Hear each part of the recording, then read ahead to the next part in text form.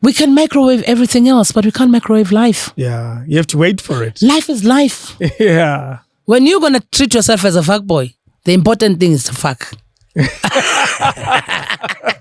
You can't be the boy. No, that's why most comedians didn't buy the Will Smith thing, because he wants to do comedy. How can you want to do comedy if you can't take a joke? Yeah. This is where we are. Everyone is an onion. There's like layers upon layers. My comedy is the truth. King David Studio Podcast.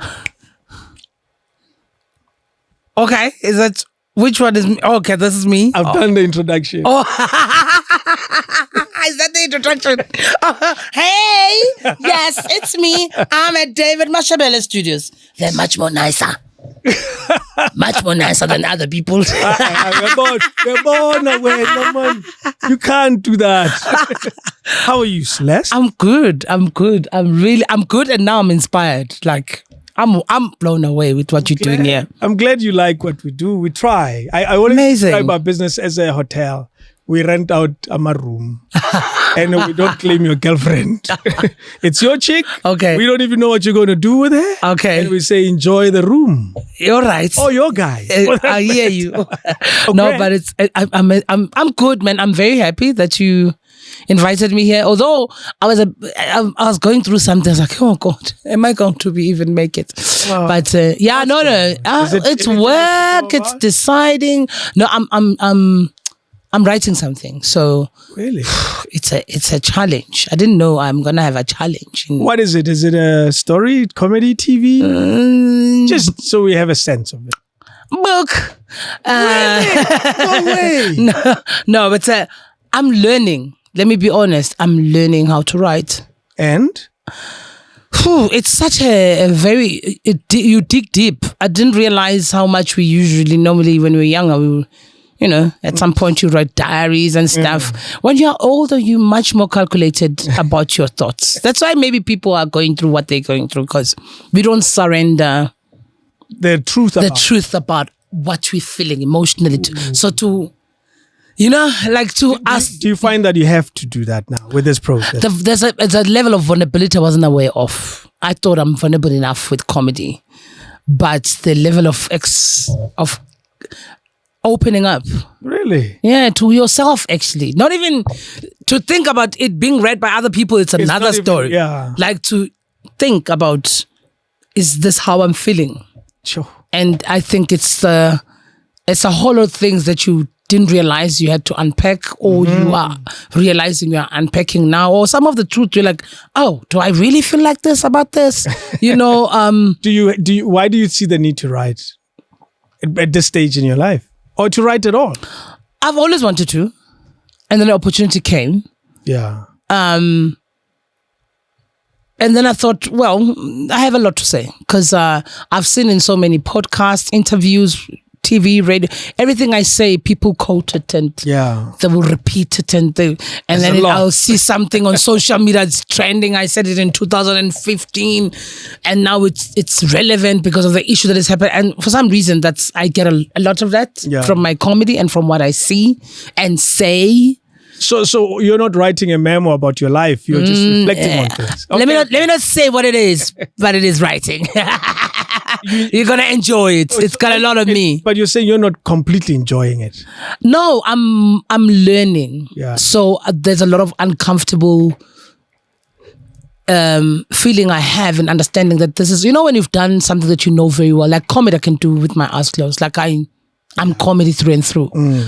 But some other stuff, it's like when I first started on Inspire, I realized few months, like first week in, that this is it. This is acting. And this is the person you're gonna act with. Did you find that you had that person inside of you? I was shocked to know that I can that much. I knew I could, but when I understood the way I know the skill, I really surprised myself. Yeah. And which is why I stayed longer, because I was like, this is an opportunity for me. Tenjo, my friend, always says, because I didn't do drama and I didn't graduate at school, so I always say I'm a dropout, but it's like, honestly, you got a degree from acting because you stayed longer, and I learned almost everything. Amazing. You studied in Durban. Is it DUT? Yeah. It was Natal Tech then. It is. Wow, really? Is that far back? I was at Westville. Unfortunately. So yes. I was at Westville. The name changed. And that thing makes you feel so old. Yeah? It's like, it used to be not like that. I'm like, why did they have to change the name? It's like Rao and UJ. Yeah. There are some who have a Rao certificate and the school doesn't exist anymore. Now, if you had gotten your certificate, why did you drop out? Both times it was for work. So you dropped out twice? For work. And I dropped out on the last year when I was supposed to do in-service training for both. I was supposed to do in-service training and I got the job at the Kia house. Ooh. And I used to rig lights and stages. And, what? So these lights, you know how dude, like Spanela.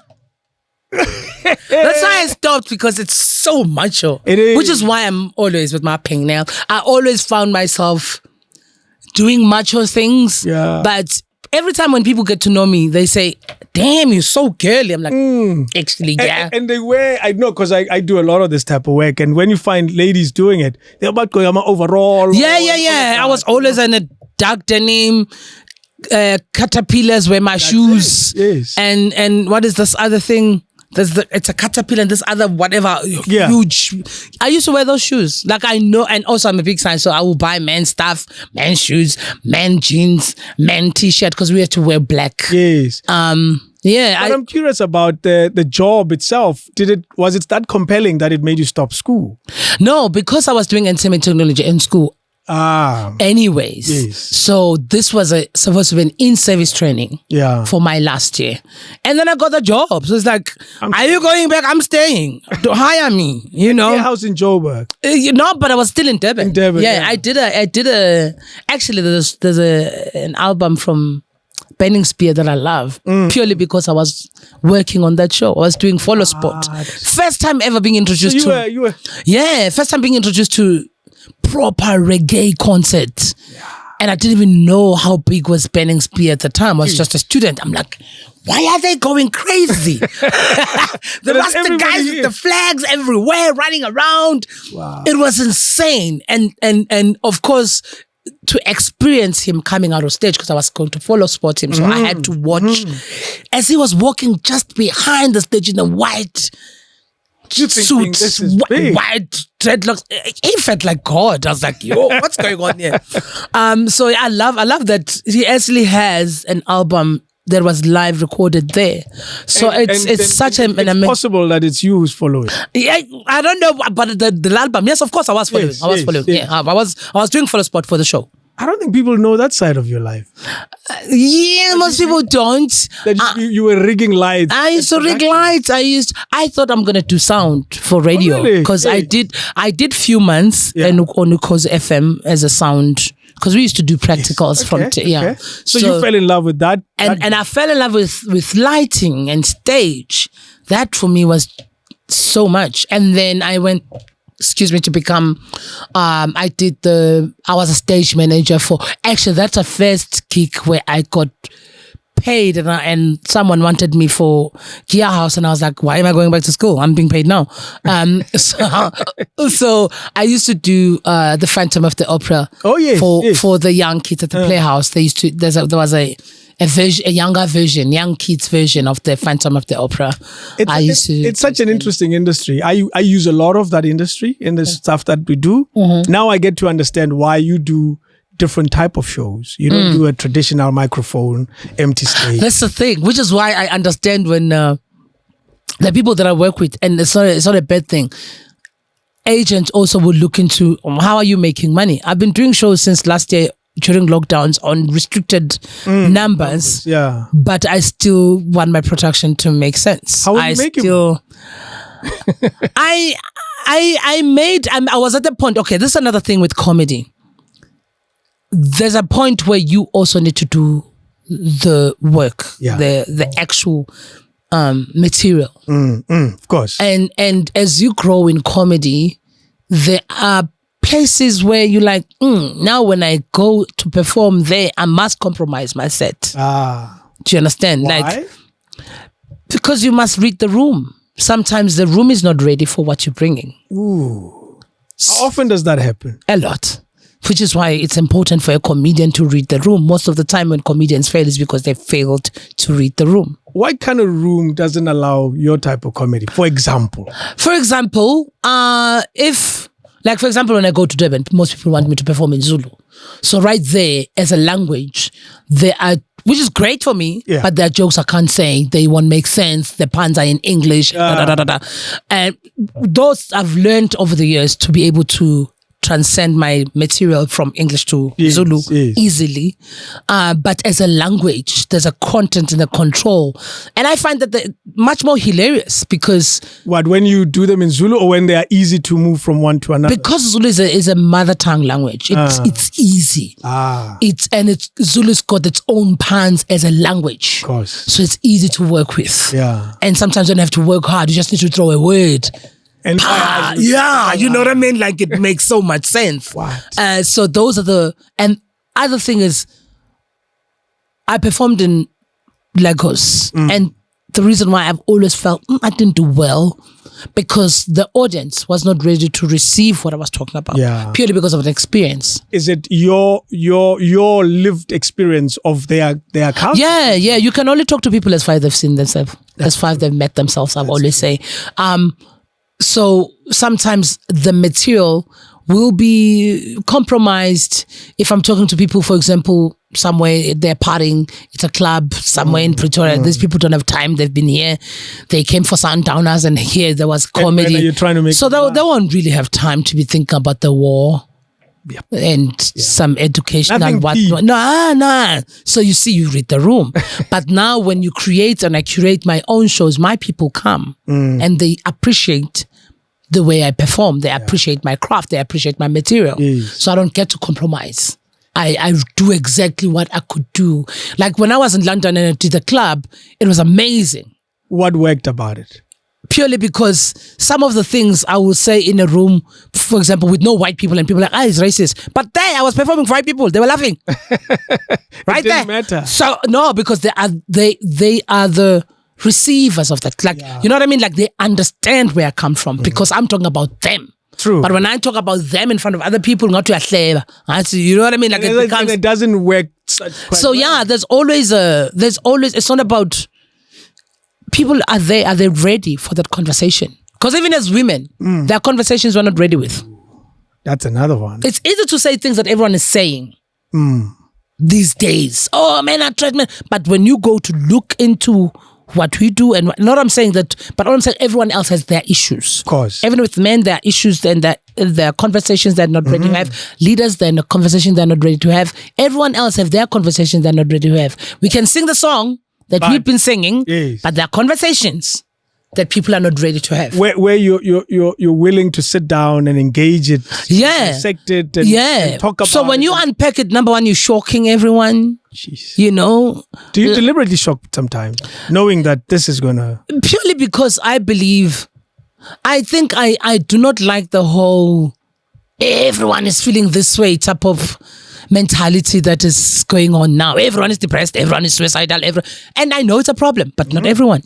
No, of course. It's not possible. It can't be. Yeah. And I feel like it takes away from people who've always been, crying about simple things like hunger. Because now we are focused on which one is a bigger problem. Depressed. I'm not saying we shouldn't. All I'm saying is if we are that caring we have that caring of a society. We should be caring about hunger too. Do you find that we are at a point where, and I think that's really the point you're making, that certain things have moved down the scale of importance. Yeah. And in moving down the scale of importance, there's no longer attention. But I say attention was never there in the first place, physically. Yeah. It was there in our conversations, but not in our doing. We've become a society of talkers. Of course. And in our talking, we do very little. We feel, I had a government official in this very room 2 days ago, and they were called to a meeting at 8:30 at night. And I remember thinking, this is horrible. We look at government as not delivering, but they're always in meetings. And the question is, what are they doing? What are they achieving in these meetings? And that's really where we are. I think we have become a society of conversations are good enough, and some of them we just sweep under the carpet. But we don't unpack what we need to unpack. We don't go there. We still... Well, Why are we like that? I think whoever is still in control is the days are still in control. Who are they? Those ones. Who are they? No, but it's I think it's easy to say something, more especially once something is supported by the media, the companies, the corporates. Easy, these days, most people have talk based on how much they can or can't lose. You know, I always say, I'm grateful that I don't have anything to lose because I get to speak my truth. True. You know, is it a nice thing financially? Sometimes you're like, I wish I'm one of those that get sponsors here, this, that, because I do the work. But at some level, it also gives you a freedom. I like the freedom that it comes with. But do you find that, I guess you answered that. It gives you freedom, but you still need the bread. Oh, yeah. You still need the bread, but once you get the bread without those constraints. Do you find that a lot of people are constrained by the bread and they could even do a better job in your space? Oh, yeah, definitely. In our space, definitely. And I think as artists in general, we have forgotten that our job was not really, for us to be big in media, but our job was to reach people in whatever medium. Could be painting, whatever. Our people are out there. Yeah. It's just that we are now fighting for the same numbers with the corporates and the media and the whatnot. But our people are there. When I did the show in London, there was no media such and whatnot. I literally pushed it on my social media and people that all know on me. Your own, yes. And obviously with Tenjiwe and, Akinlulu who was doing the show for us. Yeah. Great guy. He literally just saw me once in Nigeria. And he was like, yeah, they pay for everything. I didn't. Because they were like, they believe in me that much. I wasn't planning to do it now. Now I'm going to deliberately do it. Because they showed me. Because Tenji was like, bruh, you have people here. I was like, me? He's like, listen, you have people here. That's amazing. So those people are not made by what do I endorse or what ambassadorship I have. It's because of what I do on stage and then. What worries me, I guess, about comedy is, at the core of comedy is freedom. Yeah. Isn't it? So much, which is why I'm like, those people, I'm very, very saddened by, worried about the entertainers. We can move the way we want them. Mm-hmm. I'm a comedian that acted. Some comedians do radio. I can do radio. I I understand our, stretch when it comes to what we can do. And you know how far you shouldn't go. Exactly. Yeah. But at the same time, there's everywhere you go, like I said, when it comes to acting, I had to understand that this is a shift. This is a new space. And I respect it as such. And I also learned and I was willing and open to learn. Yeah. And I feel like most people, when they come and do comedy, they don't want to do the same. They don't want to respect it. They just want to go.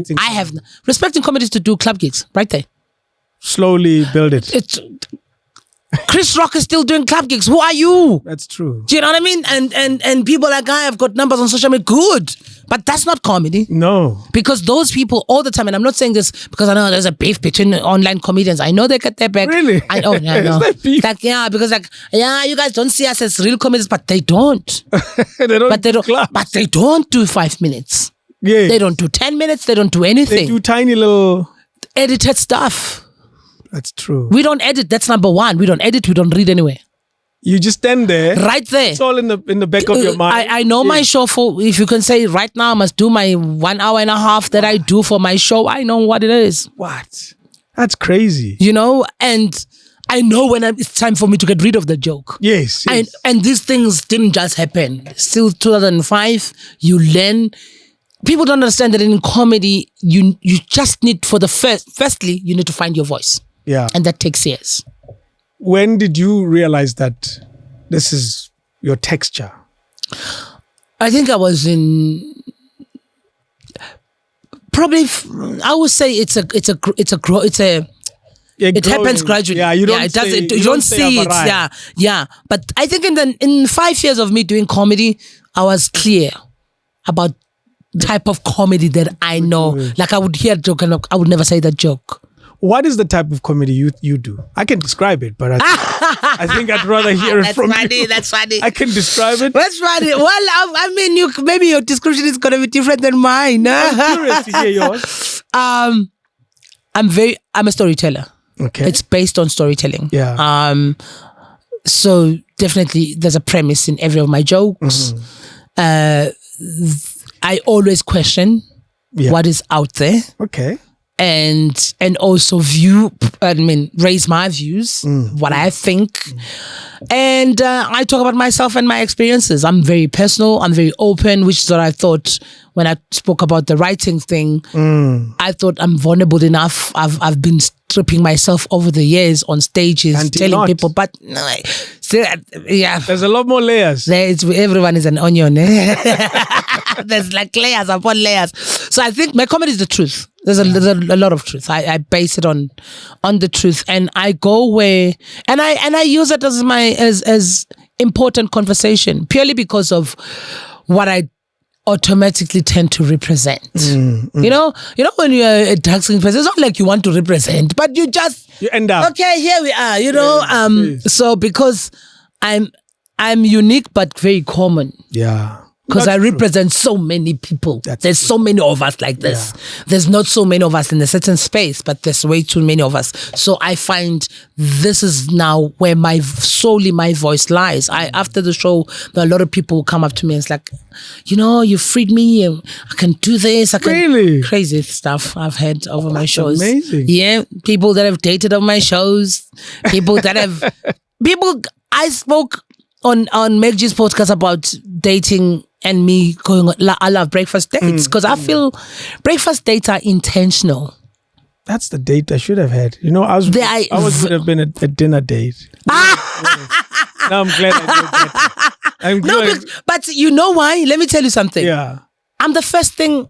You see. It's the first thing that of the day you're supposed to do. So you can splurge other things at 2 o'clock, at 3 o'clock, and your mind is clear. And it doesn't feel like, and also they're cheap. So we get to the point. It's eggs. Hello. Not too many things. We're not going to be running a bill here. Are you a cheapskate? No, I'm not. Actually, I love expensive stuff. Really? I'm very expensive. I don't like names and... Yeah, I was about to ask. But I'm very... What do you regard as expensive? I love quality and everything. Okay. That's the honest truth. I love quality and everything. So, literally, I'm if you don't have it, you don't have it. But if I have it, believe you me, it's the good stuff. Are you the type who would blow it? No. But I love quality stuff. Yeah. But I would not blow it because I'm for someone who's singing and by myself, I take care of my family. Who do you have, if you had 100 million rands now, it's too much. Yeah. It's just 2 million. Yeah. Is it? Would it last a while? I mean, right now my life needs 2 million, so that's nothing. So you blow that? No, not blowing. I've definitely invested on my shows. I need to travel a lot. Okay, that's where I am now in my life. Like I need to travel a lot, and spending dollars and pounds is not easy, and it's not cheap. So your relationship with money is pretty okay. Well, it's good. It's good. I can do it better, but purely because I used to feel like I'm wasting my money. Oh. Purely because I was traveling a lot and but I understand how much I need to inject back to myself. Yeah. So I spend a lot of money on my shows, and I spend a lot of money on traveling. Traveling for a purpose or traveling to enjoy yourself? Both. Yeah. Both, because as a comedian, you need to expand your mental understanding, and like your cognitive dissonance must be as solid. You use big words. Yeah, like I don't like that. But your whole, Mandula, your whole understanding of life. We understand Mandula, not the cognitive dissonance. No, but so I'm saying, yeah, man, I really need to travel. Yes. Because of that and because of comedy. Yeah. When I go to America, I perform. Like to do club gigs, it's not like they're gonna pay you. The nice thing, when I was in London, I did a club gig for free. I was supposed to do a club gig for free. I was supposed to, and it's a comedy club called Top Secret. Yeah. So it has 2 floors. Shout out to Gilly, hooked me up with that gig. Gilly's another comedian that we're on Netflix. Is a joke. Okay. I mean, Only Jokes Allowed on Netflix. Yes. So I went there. There's a bottom, like a floor and the top floor. Okay. So it's the same club. Well, shows at yeah, the same time. yeah. But it's the same lineup. You start up, you end there. Those who started there. So by the time there's a break, the team that was up is going down. Exactly. That's interesting. It's very interesting. Yes. So I went to go perform upstairs. Did the upstairs, came back down to do my second show. You were not supposed to be paid for this. No. It was just one of those, let me jump in. You know, I asked them, like, okay, cool. In actual fact, I was supposed to do the early show. Eventually, it was a 9 o'clock show. And I'm like, okay, no problem. When I came back down, the owner came and said, the headliner is struggling. Can we just pay you a new headline for tonight? I got paid and I headlined. What is struggling? Like because I killed so much, the guy was struggling to bring the crowd. Back to himself. Ooh. Which is cool when you're a good comedian. When someone just killed, they're handing you over an audience that is already happy. Yeah. So I think they were shocked. Interesting the way you say it. You're handed over a crowd that's ready. I would be scared. They're handing over a crowd that has already experienced such an amazing performance, and you have to live up to that. Is there pressure in that space? There is, but then when you hold your own, comedy is like that. Like, I don't think, because you must think of yourself how it's a solo sport. Yeah. So even if it's a lineup, we do different things when you're on stage. So you can't. Exactly. To be caught up with what they are. Yeah, but you can enjoy and you can follow. And it's easier when someone just killed, because literally you can take that energy and you understand what words, sometimes some of the comedians, I'm like, oh, that's good. I'm going to talk about vagina. They are easy for vagina joke. You know what I mean? Yes. So you're judging on, okay, they're cool. They're not primitive. They're cool. They're open-minded. So by someone else's jokes on stage, you realize how the audience is receiving them. And then it helps you as you're about to go in to understand where the audience space is and where they are. Your story reads that it was in a church where you started. I always say I got first gig. It was prayed and paid. Was it by invitation or is it? Yeah. A friend of mine who's Tekumale, actually, I always talk about this. I'm sure every interview his name is there. Yeah, but he's the one who gave me the gig. He knew me, and I saw him doing a show, and I called him. And I was like, hey, I saw a poster, and that show had already, happened. So it's like, no, we're gonna have another show, blah, blah, blah. I've been looking for you. And he called me to do a show in church. He said he has 500 rand. I'm like, I don't even know what I'm doing. It's fine. I'll take the 500. And then they told me what not to talk about. It was everything. It's church. Which was everything from politics to, politics, priest, pussy, everything. Don't talk about it. And you managed. And eventually I was like, okay, let me talk about myself, which kind of helps, and which I think decided my space or paved the way of how I'm going to tell my comedy throughout. Because I was vulnerable I was only left with my story to tell. Because I felt like, what else am I going to talk about? Yeah, it's church. So nicely, I had a great upbringing. Amazing. Killed it. Wow. That show gave me a big show, which was 99% the comedy show. Monobis was there in church and then called me and said, yeah, I don't have money, but I have 2,000. I'm like, well, I charge 4,000. I'm like, but then I ended up getting like 3K. They don't even know. After 500. So I've never not been paid actually for my comedy. Jeez. Has comedy paid you well though, so far? So much, yes. Yes. Would you look at your life and say, without comedy, I was never going to survive my life. Jeez, that's a dramatic statement. It is. Tell me about that. I did comedy before I did Aspire when I was here. That's how I survived when I came to Joburg, when no one knew me. Ooh. I was only doing comedy, and that's how I survived the whole year. And I wasn't renting cheap. No, there goes that quality thing. Oh yeah, because see, I was with my sister. I'm like, I need to be safe. Yeah, my life comes first, so I don't compromise with where I stay. Purely because I need safe. True, you need to feel. Maybe if I have a man in the house with a gun, okay, let's go stay wherever. At this point, I'm like, let me just. So I don't mind. Even when I'm traveling, I love my place have to make sense. Let's not go there. So early on, there you are. Comedy is paying you, and And it's working out. Would so you much. consider that it was working out even early? Without comedy, I wasn't going to survive COVID. Jeez. But there was no comedy during COVID. I had one. I was performing at Bioscope. Oh, yes. Doing 4 days, 5 days. Maboning. That's 200 people. 1,000. You get money for groceries there. Whatever it is. And all I'm saying is I was functioning. Yes. Zoom. So did you do this? Yeah, I did those Zoom shows. They were so awkward. With you said the joke 5 minutes ago. They are still rolling with the emojis. You're like, which one are you laughing at? This one I'm saying now, or the one? So I think, I did that. I did an online comedy. Yes. I think all of us did.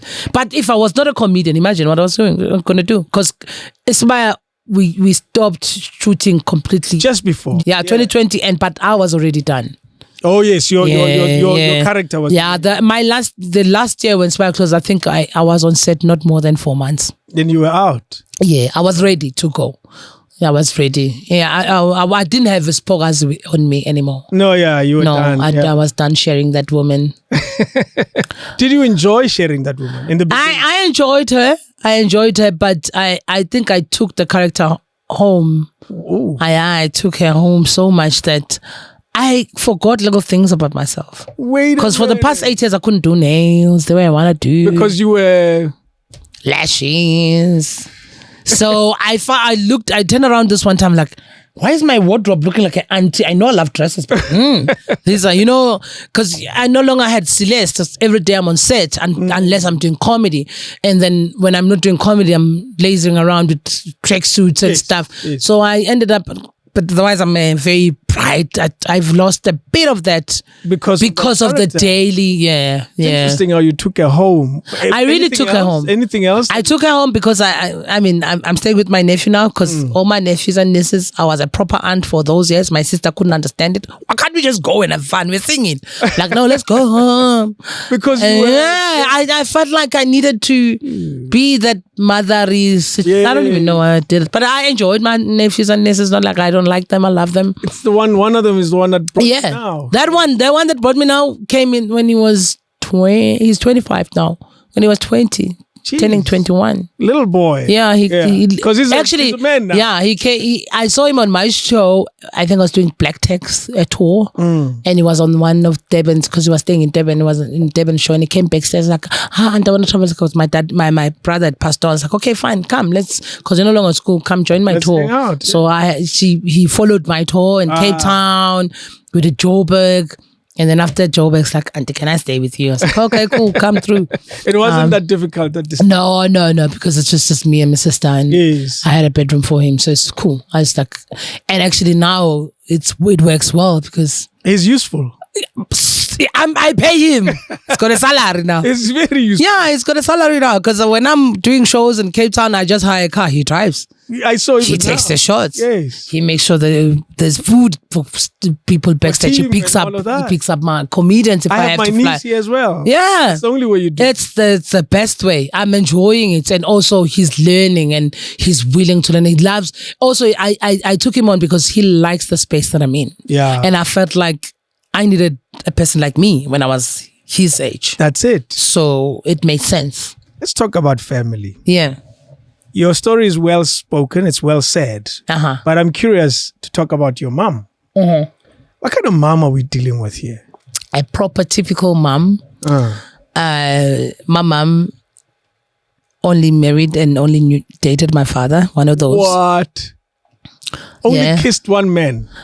I think she had a boyfriend before my father, but it didn't go anywhere. It wasn't that serious. And my mom, when she was growing up, she was very active. So when she got married, she was active. Like she was a dancer. She's a professional ballroom dancer. She used to win competitions. You love her. Waltz. That's how they met with my father, because my father had a band, and my father had a band with my aunt. My mom's sister, younger sister. Oh, so there was a... Yeah, so my mom comes from a family of 11 with 10 girls only. Sure. You see, when do you know what I saw?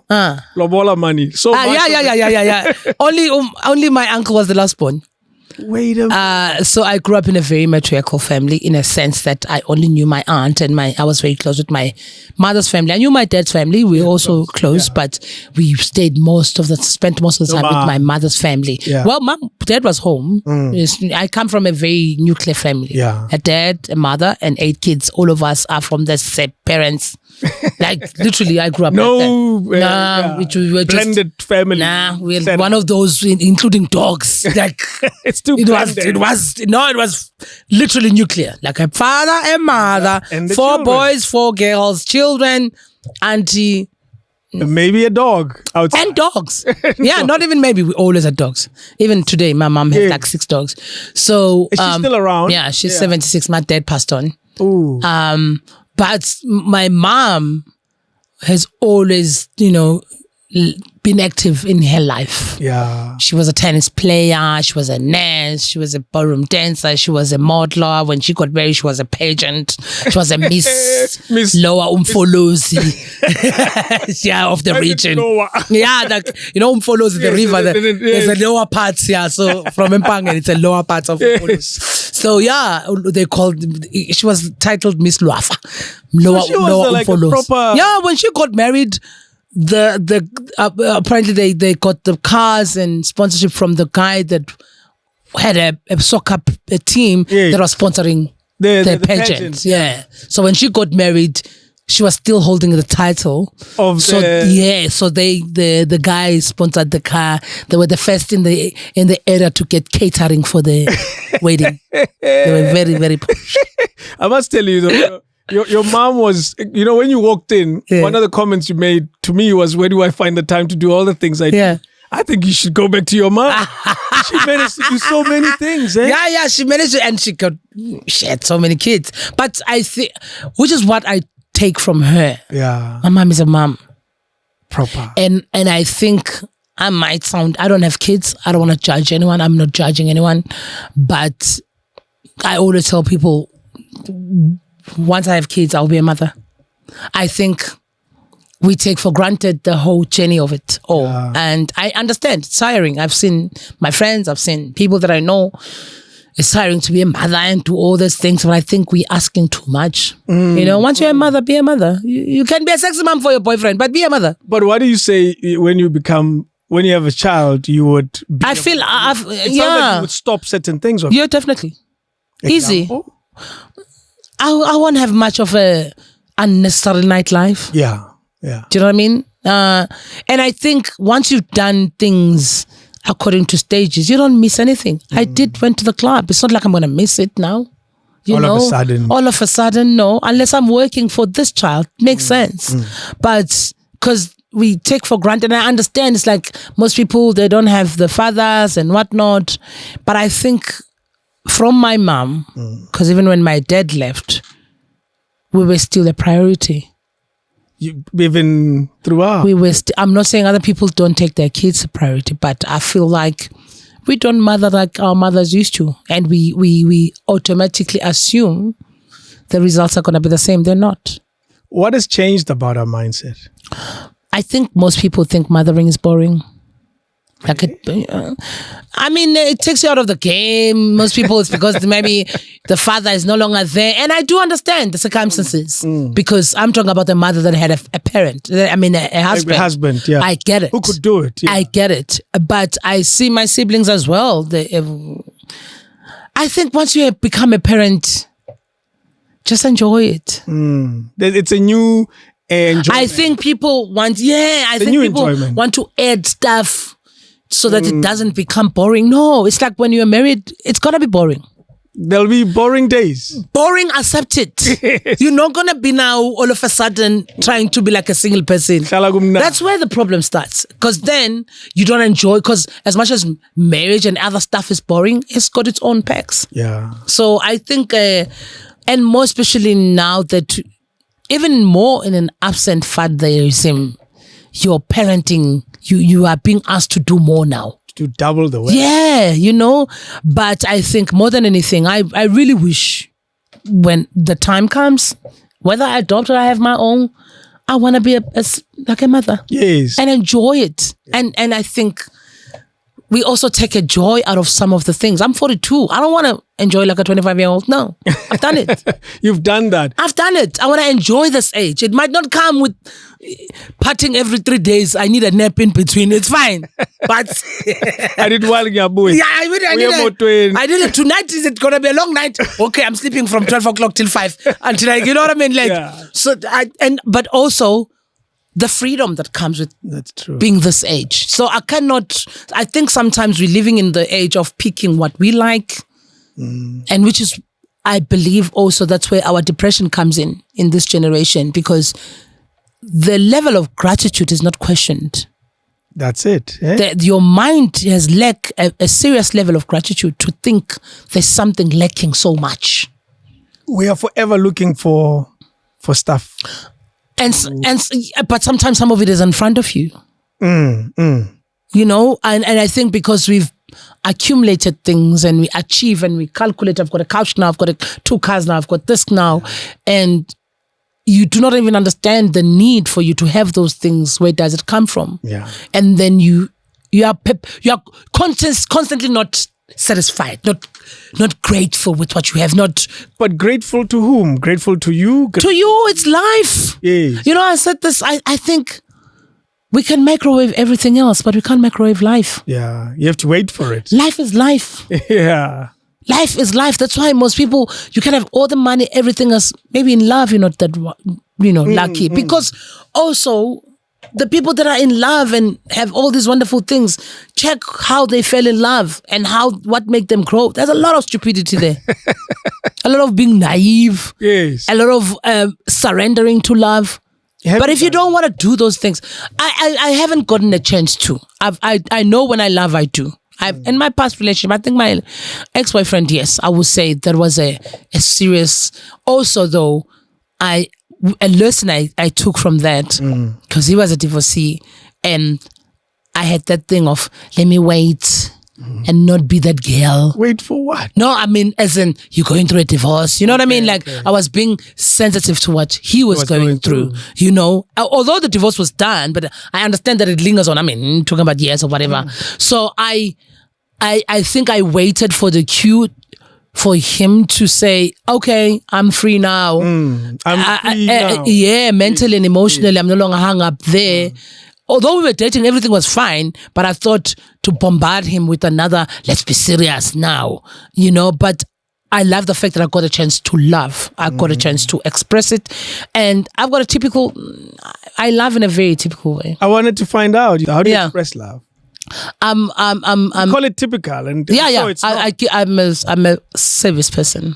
I really like to do things for people. Really? Either surprise, cook, give you time. Like I'm very thoughtful. Yeah. When it comes to presents and people like that expect it in return. They may not really. See it. You're not like that. No. I love doing it. Yeah. Even if it's not a lover. Oh. No, no. My love is free. And I've been single enough and long enough in my life to understand that I can live without. So the living without is not something you're not trying to hold on. No. That's how you are going. Cool. Unless I have to understand certain things. Like when I talk about my past relationship, I love finding out what is it that I did wrong. What is it that because sometimes you're not entirely good in how you love. No, because sometimes if you didn't ask someone, how do they want to be loved? Because it doesn't matter how do I want to give love. Do you want to receive it that way? And I think you like surprises. You give surprises. I love surprises. I love it. Give me anything. I'm good.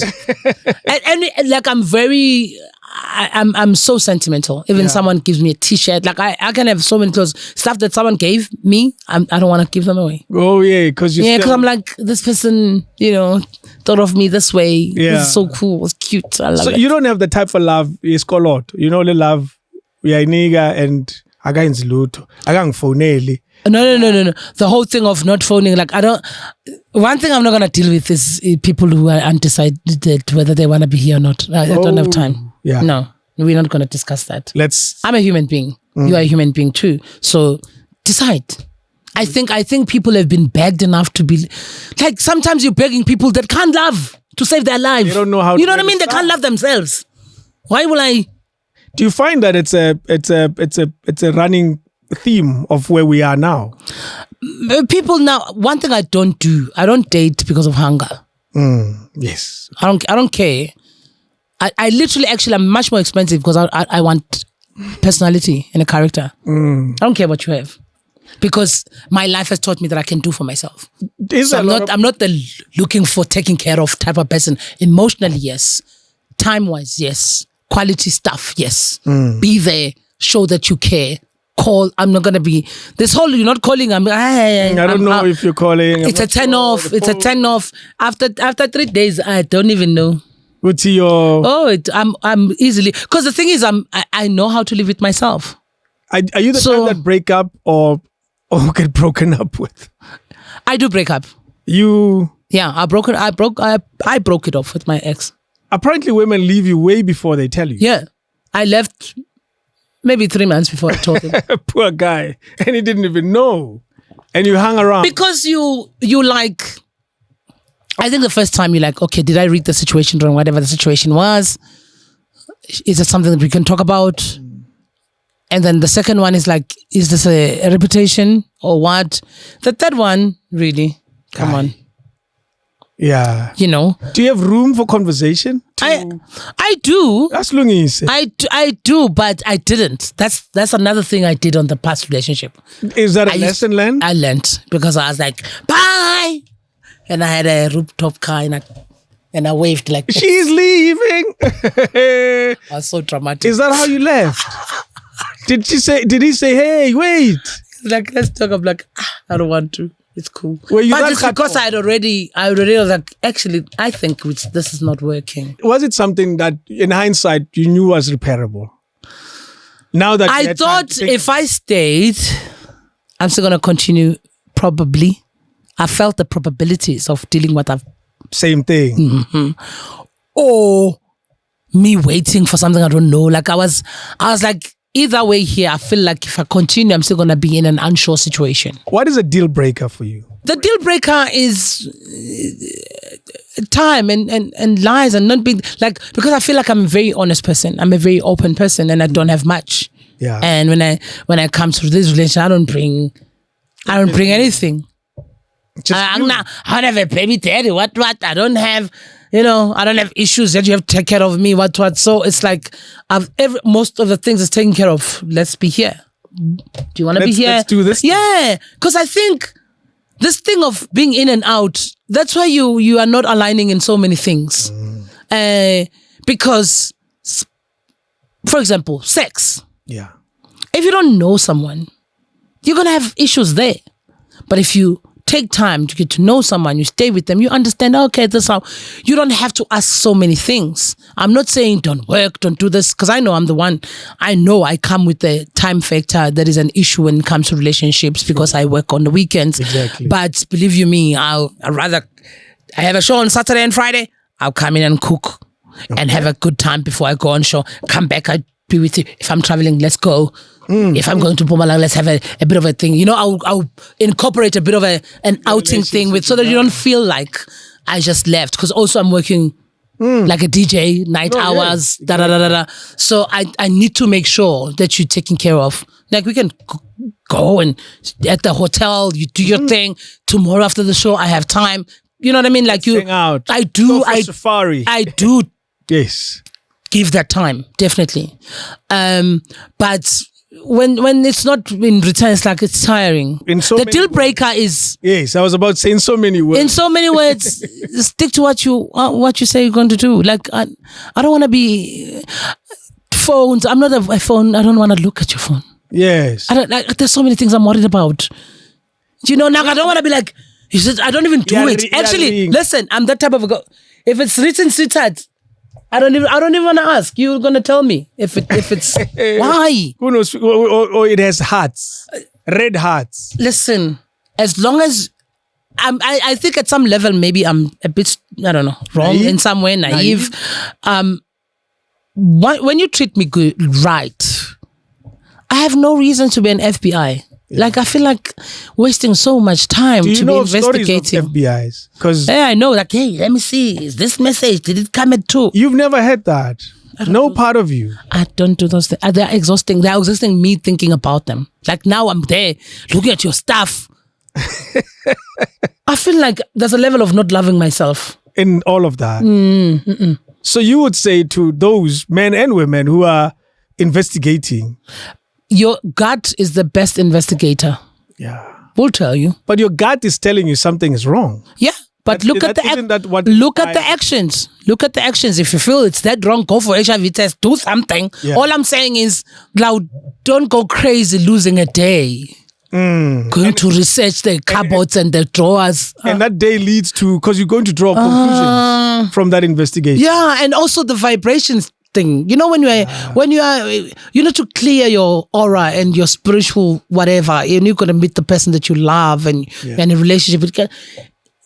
Because you need to enjoy my space. Otherwise, if I come every day, I saw something. It's not that I'm that close. Like, if I see something that needs to be questioned, of course, if I feel I need to question, I will question it. But I'm not let's look into your SMSs. I don't have energy, and I feel it gives men too much ego. Really? Yeah. Why do you say that? People love that thing. Jeez. They pretend as if they don't. Oh yeah, we have some bambi on my phone, and they laugh. They brag about it. No way. Yeah, men love that thing. I wouldn't brag about it. Actually, one thing I was told in one of my past relationships was that you didn't fight for me. I was like, what? Why didn't you fight for him? No, you are a whole human being. You know what you want. What am I fighting? So he blamed you for not trying, I think he was expecting that whole thing. Yeah. Why didn't you? It's exhausting. Yeah. I had shows to go through and life to live. It is exhausting. I like that I had shows to go to. It is exhausting because I feel like you know what you've done. You know how a relationship is. If it's up to you to, this whole thing of all the time you must wake, because I'm like, now I'm going to wake you up to say, now it's time for getting married. Like, I don't want to do all those things. I want to feel like a woman in a relationship. Yes, you want to be the girl. Because the thing is, my life and my work gives me, I take a lead. Yeah. Naturally. I don't want to do that when it comes to relationship. Or bedroom. But joking. But I don't want to do that. Like, well, let's go there. Let's go there. Let's go there. You can't have a conversation with Celeste and not talk about the bedroom. Let's go there. What is your vagina saying to you now? Oh, Jesus Christ. Really? That's a question? Yes. Is it saying how low Mamu feel? No. I love my VJJ. We have a very good relationship. You're good. Oh, I love that girl. What is a good relationship between you and I take care of her. Yes. I make sure I steam her. Besides, it's not a corner rank. Don't get no money. You know what I mean? In actual fact, I'm a firm believer of you leave me, I need to cleanse you out. Yes. I don't do it on top of. Yeah. I'm very big on energies. Do you find that you need to keep it? And I'll use careful words because here, this is a clean show. You find that you need to keep after you've asked about the vagina. Vagina is a body part. I could have called it something else. Got you? Yeah. Do you feel that you need to keep it entertained for your brain to function in a particular? What do you mean by entertained? Entertained because some people say touching yourself stuff. No, I had it all this morning. That's why I'm better. I'm feeling good. Of course, sex is nice. Yeah. Regardless, sex is a beautiful thing. Most especially with a great one. I mean, yeah. But when I've been single almost. Yeah, I know it's not something that you could brag about, but I've been single most of my life, and I've understood also the power of just owning your VJJ. Like, I grew up in Mpangeni and I finished all my high school there, just to give you an understanding. No one knows my vagina back home. That's simply put, no one in Mpangeni has ever seen your vagina except for your mother. Yes, that's it. Probably one guy did it. Not even one guy. Is that one guy? Yeah, I think one guy. But it was horrible. But it's like that. Yeah, because it's worth forgetting. Yeah, I think I love the fact it's part of my body. It's me. It's how I express love. It's how I express certain emotion. Yeah. So I'm really wary. I really equate a lot of spiritual stuff when it comes to sex. Yeah. Wow. And is it something that you had to grow into understanding? Because I've been single my life, so I understand myself without a person, and because of that, I feel it when I'm with someone. Yeah. You know what I mean? In my body, in my energy. The whole thing is when you by yourself, and also as a woman, I'm very feminine. I'm so in touch with my feminine emotions.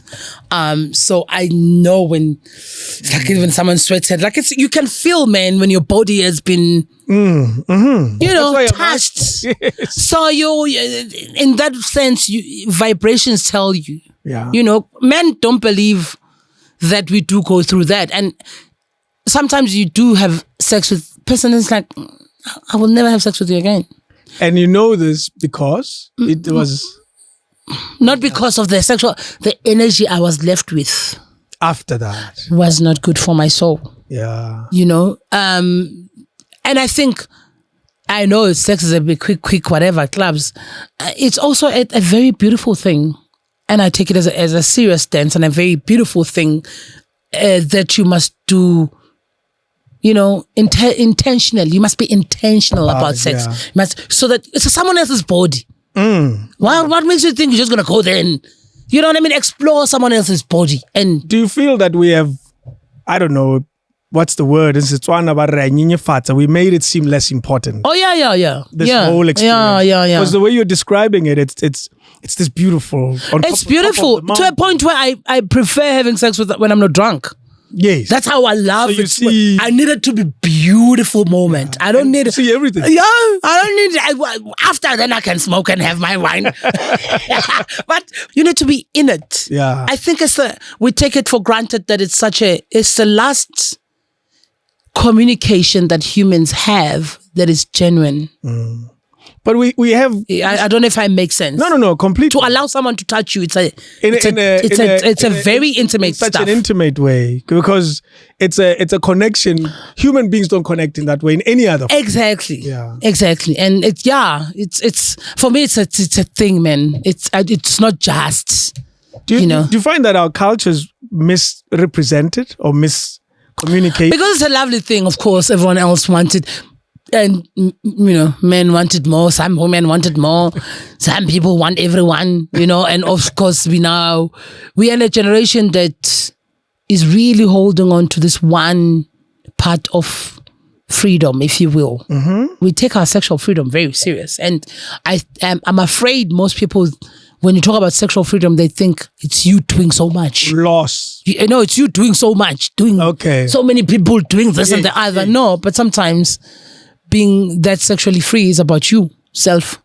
We want. It doesn't have to, you don't have to do threesomes and all these things so that you can show that I'm sexually free. Yeah. I think also we've misunderstood it. So at some level, what is sexual freedom?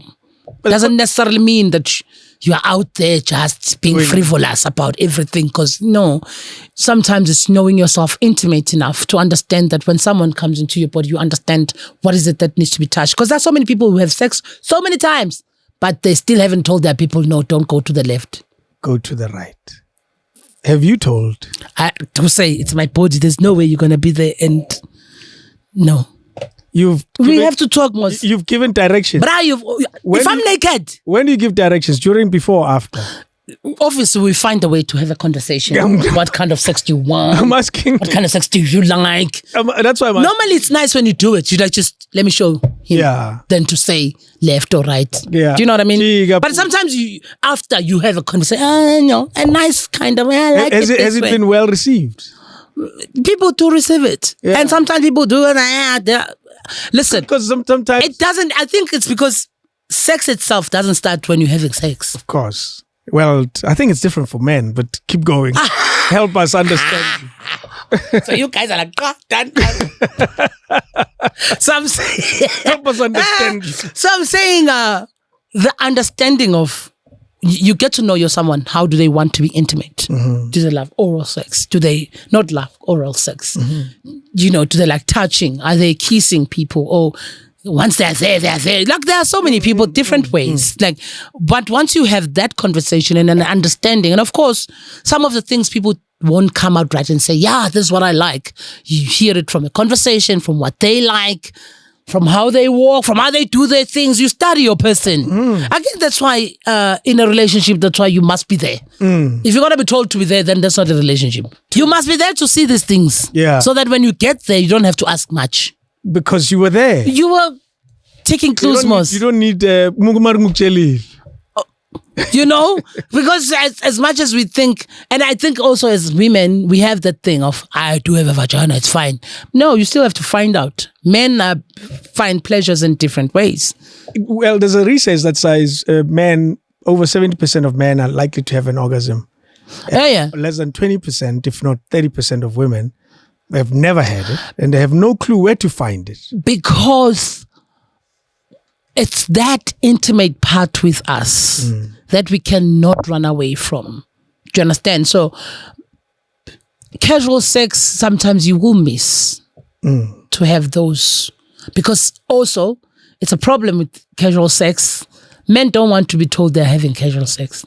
They want you to feel like you are dating them. No, can we say this is casual sex or not? It's like they don't want that. They're like, what do you mean? I've realized men like casual sex, but they don't want it to when they know that they are providing only casual sex to this person. They are simply a provider. They now feel small somehow.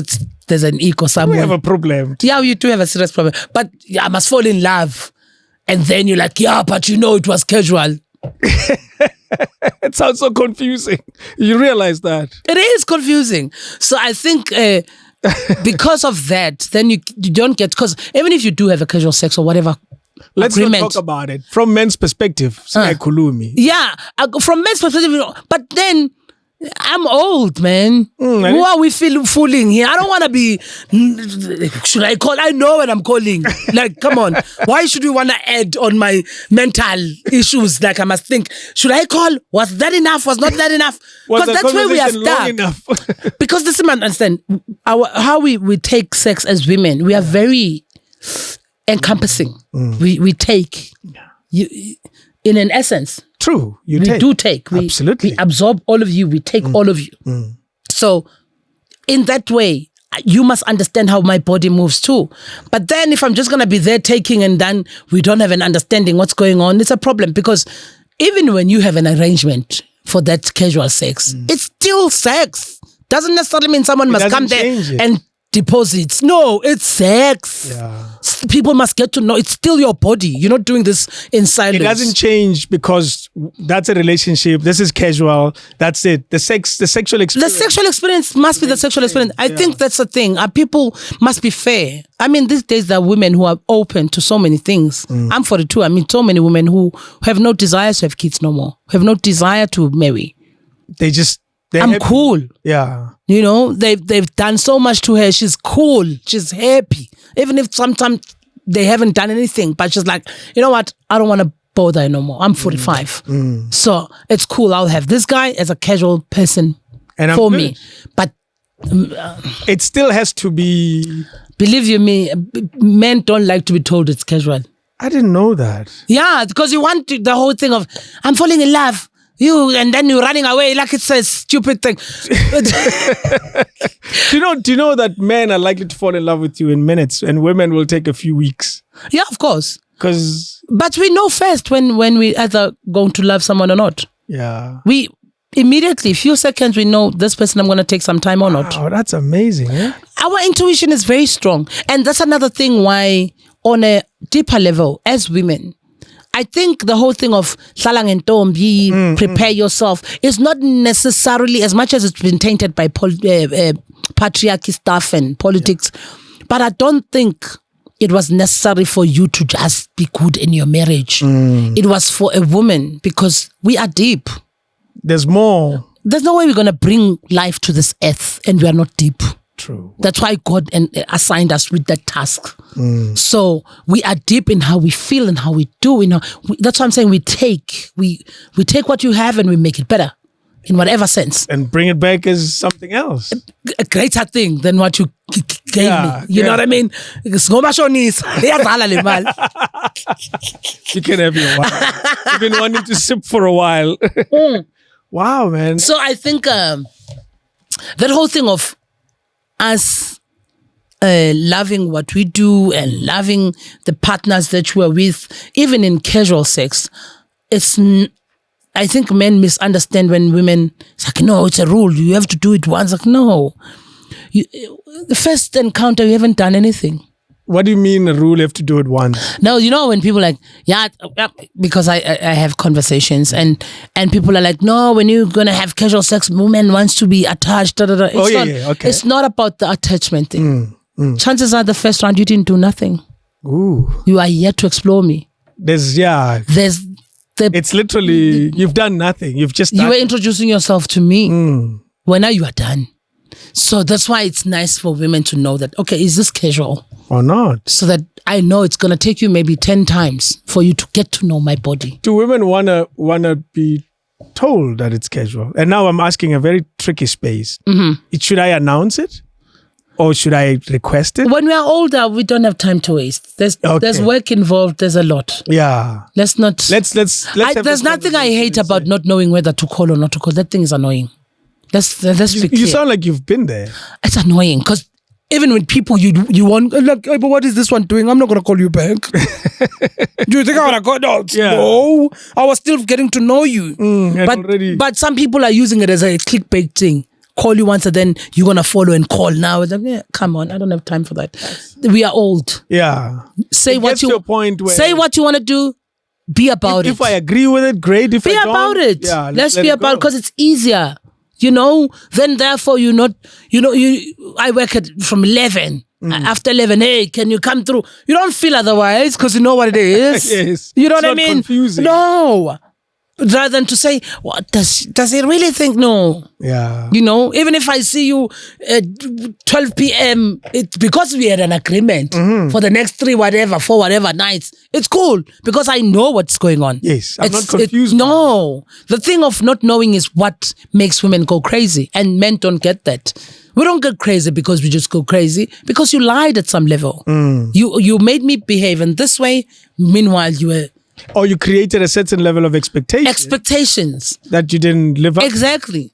And also it's nice because when you're going to treat yourself as a fuckboy, the important thing is to fuck.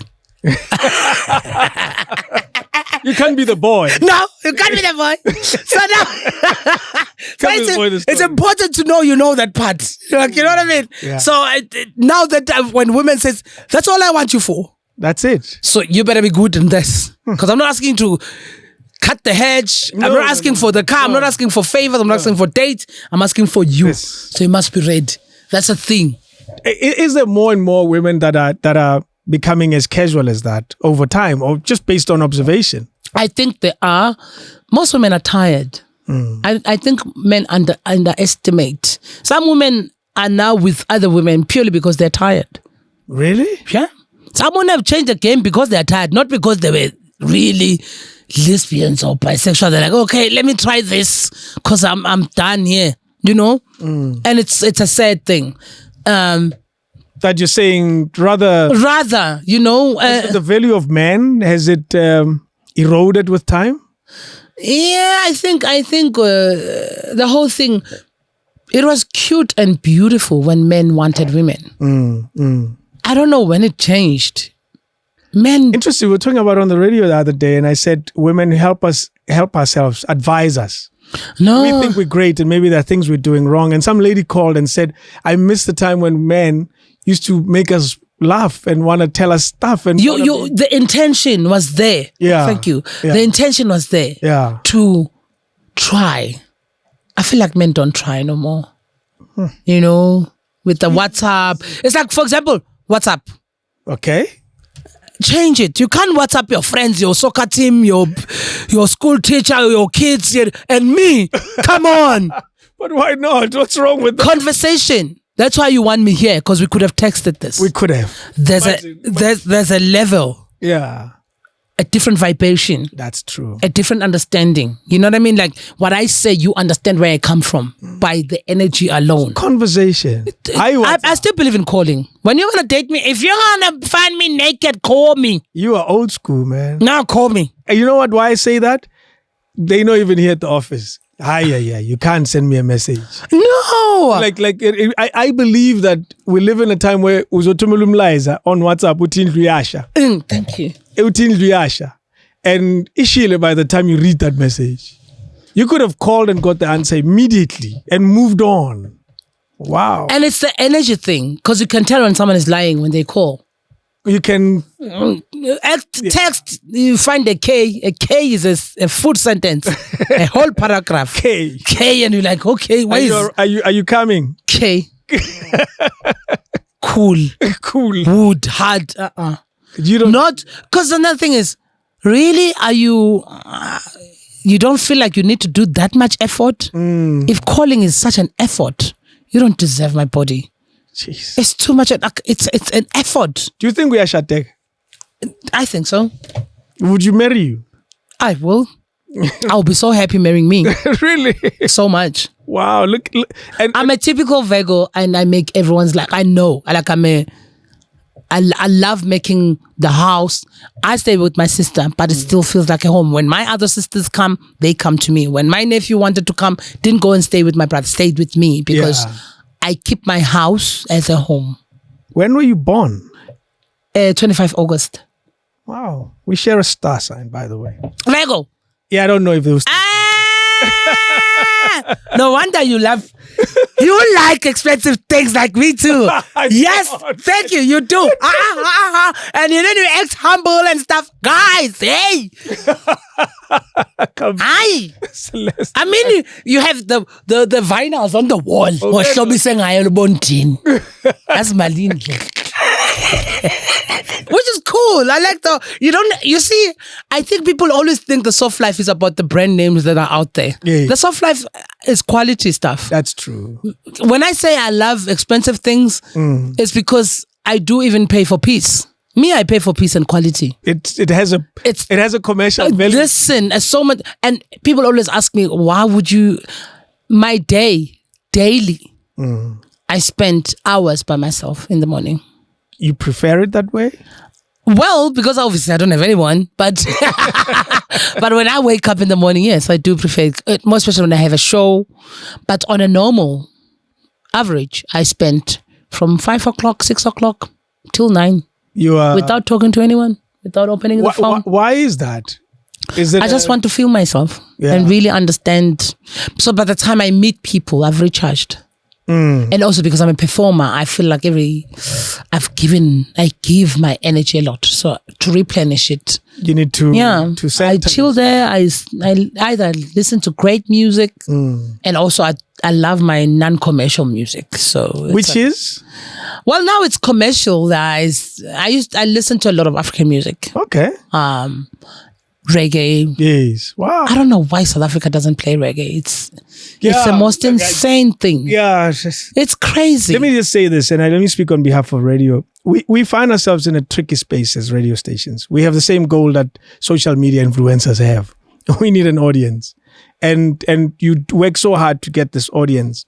The last thing you want is to lose them because they have a commercial value. You go and sell them to advertisers. Advertisers come to you and you're able to pay your staff and grow the station and so forth and so forth. That always becomes a tricky one. We have room, however, as a country where we create radio platforms for communities, which is why community radio stations exist. They are not commercial in their nature. They're not meant to make any money. They are just there to serve a specific community. Communities in the past used to be area-based communities, like a radio station in Pangin. But they grew to become community of people who share the same beliefs or see the world the same way. And that's why those are created as community radio platforms as well. You can apply for a license for comedy community and have a radio station, well, if the licenses are open, where it's based purely on that community of people. So yes, why isn't there reggae? It's not commercially viable to get advertisers. But can it be there? Absolutely. As long as... But it is. Yeah? I think it is one of those things that have been made to look like. They are not commercially viable. But they are. From Canada to LA, they've got dispensaries. Let's try it. Do you know? And I feel like I go to baseline. Mm-hmm. And there's an audience. I think it's the corporates and whoever that decides that this is not valuable. It's them. It's not us. It's them. Because I know so many people that do. And every time I go on stage and I use chronic songs and I use all these reggae songs, everyone asks me what is that song and they want to shazam it. So the undermining of if Lucky Dube was here, you're going to tell? I feel like the minute Lucky Dube died, everyone else was like, thank God we no longer have another reggae musician. And I think it's because of the narrative it brings to the space. Have you ever met them? You meet them every day. So you know that. You know how I met them? Yeah. Because I had to say this. Still, after Netflix, people were calling me with rubbish deals. Really? And I was like, okay, everyone else, you judge them by Netflix. So I'm there now. That's it. So what are we discussing? You met the they now. So what are we discussing? Ooh. So sometimes it's because I'm that person that the goalpost shifts almost all the time. You're like, but you said I must have this and the other to get this. Then why not? You know, there are people with. I know people go like, yeah, it depends on your agent. No, sometimes it depends on an artist. An agent can work because I've had so many agents. Yeah. And actually, I've had such bad lucks with agents. I'm grateful for the one I have now. After a creative agency, I'm so grateful for them. And we met by luck, and they do musicians. And they were like, they're going to take a chance on me as a comedian. That's why I loved them. Because I was like, if you guys can see me if this is not your direction, but you're like, okay, I think we might miss something because of you. That was very special for me. What's so different about them, comparatively speaking? They know me. Yeah. I've been with agents that are like making me work for them. Ooh. But they don't see me. You're not the star. It's not even about the star. Just grow with me. Me, I'm more of an artist than a celebrity. I'm a horrible celebrity because I can't wear dimas and I forget these things. Sometimes I'm there, I'm talking at people's houses. Yeah, like, I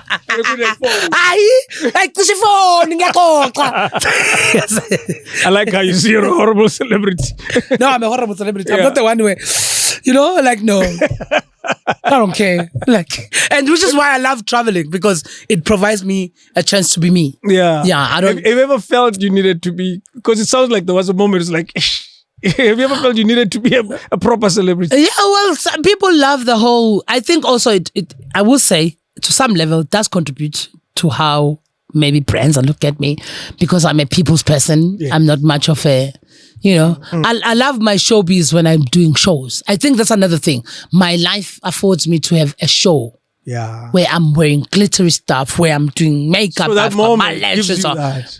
I'm good with it. The next day, I finished the show, sold out show, standing ovation, all these things. I was a superstar. Literally, the next thing, show check, because that's what I wanted to do. That's your life. It doesn't faze me at all. Wow. It doesn't faze me at all. At home, I'm doing traditional stuff whenever there's anything. Do you think you are... Because the thing that comes across about you, you're a very likable person. I'm sure you know. Thank you. Are you aware of that? Well, I am now. I am. Oh, there was a moment. It took me some time, because I've been a weirdo at some moments. Now that comedy has defined me and what I do has defined me, but I was that girl that people really miss. That's maybe where my question comes from is what kind of stages, Celeste Ntuli, Sinani. What are your what's peculiar about certain stages in your life where you would say, well, I used to be a tomboy, proper. Yeah. And I think now that I think about it, and it's great that I was a tomboy in the age that I was a tomboy, because the way I was such a tomboy, definitely people who are going to label me, you are lesbian, because I think it's because, when you're growing up and you're like, oh, you look like your dad, and I was very strong and I think I took on that thing, and I wore sneakers, and I was like, and I love the fact that I got out of that, because subconsciously I would love my mothers and my mom and her sisters. Femininity. stilettos. My mom is high heels. 76 still wants. Ngifuna ukuthi kancane ukuba nento something. Miss Mpangeni, lower Mpangeni. Yeah, but the minute I got hold of that, I think I was working. I was like, no man. After the Gear House. Gear House, yeah. Gear House was the one thing I was like, I don't think it even made you more boyish. Yeah, and I was Chiscop. Ooh, imagine. Yeah. How I did this hairstyles because in 2008 or 7, we were going to the wedding with the cousin of mine, and I was a manager at CNA. Okay. And I decided, let me resign. I was done with it. I resigned as soon as I got paid. It was a Friday, and I finished. And I was like, yazi, I'm going to for a month and so I got there to the salon. Cousin of mine was there. And the minute the guy take the machine, I was like, yeah, I got this stuff in Mpandla, same chatting. In a cheese cup, do something different. I was like, what? I'm not even. I was like, okay, just put color in it. The guy just did this. Since then, it stayed that long. Since then, what, 2008? Probably 8, 9. What? Just before I did So You Think You're Funny. So every time you just redo it. Because I did So You Think You're Funny having this hairstyle. And then after the So You Think You're Funny was done, David Carr was booking me in Durban for the blacks only. And I went for a meeting with him and I had already shaved. Oh. And he was like, no! People know you with the blonde. What are you doing? No one knows you that well. You need to, that's your signature look. Sustain that. I was like, really? So I was like, okay, cool. Luckily the show was in 2 weeks or something. So when my hair grew, time to grow. I had to, yeah. So but because I'm not a fussy person when it comes to hair. Yeah. Nah, the hair doesn't define me. Your dad. Your dad sounds like a hero in your life. I'm him. And I'm lucky that I got the chance for him to tell me that he sees that. Really? Because we clashed a lot when he was alive. Yeah. What were some of the most common clashes? He was very Babambeshaya, like strict and very too strict. Sometimes even if something you didn't do, like he thought I was dating someone, which is why we never dated. Yeah. Some of the reasons. Because I was like, we are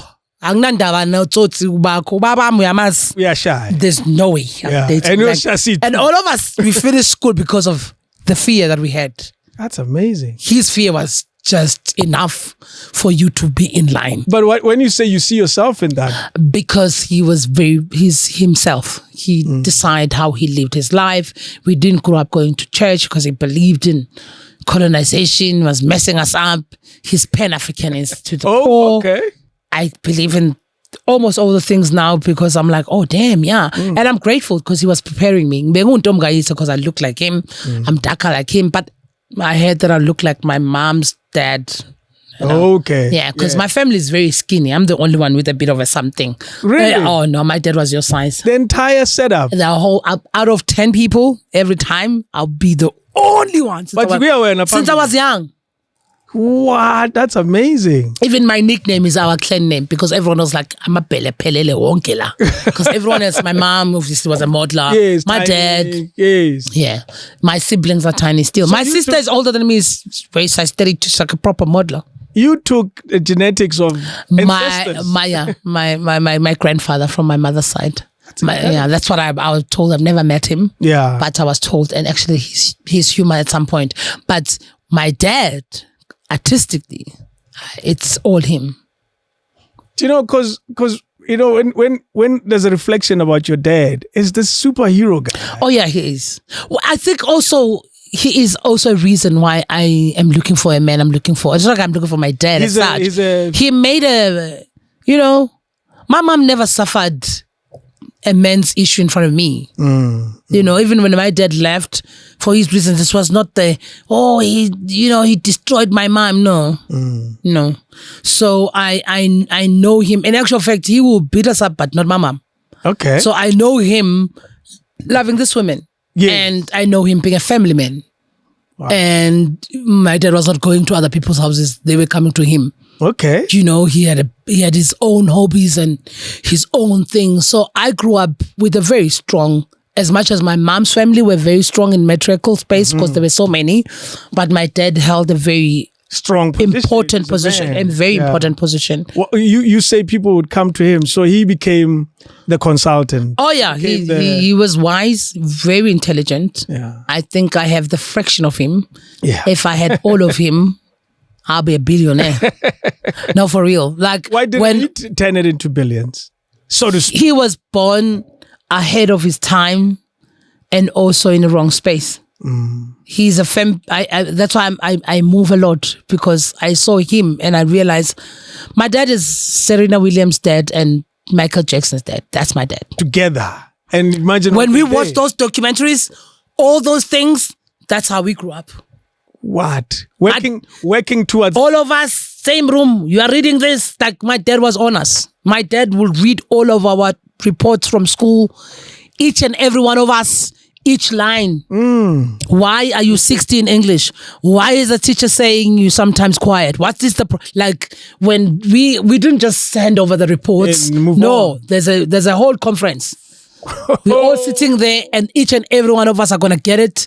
And he needs to understand, why are you struggling with whatever that you're struggling with when it comes to school. Was he academic at all? No, he was too smart to be even academic. Yeah. I feel sorry when I think about his life, because I think God gave him so much, but he didn't have. And I think I understood now, when as I was getting older, I understood his frustration as a black man with that much intelligence and fewer and that much. You know, the stuff that we are going through now in politics in South Africa, my dad said those things when Mandela was coming out. Like the stuff that we are going through now in leadership and things that we don't, he said exactly those things are going to happen. Yeah. So he was very clairvoyant and very foresight. Like, he understood life in a different way. And you say you and part of your family members took a bit of him. Yeah. Yeah. That's why he had to have 8 kids. My mom is looking at us and says, "Oh, Uncle Sam, no one, not even one, all of us." Because my sister is a designer. My other sister is a chef by profession, but stays in Senegal and is married to a French guy, and he became a housewife. What? But now, because they've been moving around to different countries, she speaks Chinese, she speaks French, and she plays piano. And she's now a president at the Women's Dakar League, where she does paintings and stuff. She curates that work to be sold online. And that's you say that's your dad. That's my dad. Right there. All of us. That's amazing. All of us, we have something from him. And one thing that I got a chance to do was to see him before he passed on. It was winter time, and we were with my sister, and he sat down and said to me, and this was the first time I saw that he kept my articles, he kept the cuttings out of my cover, magazine covers. I didn't even know he followed me like that. He knew all my interviews. Why are you lying? You said your mom gave you a name. I gave you that name. Like, that was the fight.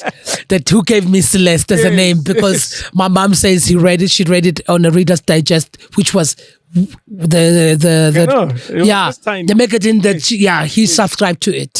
So he was like, no, that was my magazine. I saw the name. So I don't know who gave me the name, but they always fight over it. Jeez. And he said to me, "You are so mean. You are such a man." I said, "I hate that. Yeah. I hate." My mom said that on TV. I was like, "Oh, really? Really, a man?" It says, "This one is a man." I was like, but why would they say that? You know, if there's a word you used quite a bit here, is how feminine you are. Yeah. And why would their perspective I think I'm deliberately feminine because of that. I got a lot of reference towards my dad and how I'm strong, and I was like, damn, I must be very, You're sending there's no sex appeal in what you guys are saying. Yeah. So that's why I'm deliberate. I have my lingeries, I'm very deliberate. Yes. No. I have my sex clothes. I always tell people. Do you? Because I love the. No, I love You love them soft and feathery. I was in London, and my friend was like, literally the last trip I went to London, she counted. Tenji counted. I didn't even count. After shopping, she's like, "Do you know how many underwears you bought?" I was like, "Really? Did I?" We are short. No, I love the whole pajamas. Okay. Wow, really? Yeah, I want to be sexy, man. Even for me, I need to. I've got robes and stuff. I love those things. People are going to watch this and realize how soft you are, and they probably didn't know. I'm extremely soft. I'm actually. I'm soft for my own liking. I'm too good. I'm too soft for my own liking. We've become quite a society of feminists and very strong women who want their voice to be just as loud. I'm strong in what I believe in. I'm strong in what I do. And purely because what I do is mostly male dominated doesn't make it male space. It's only dominated.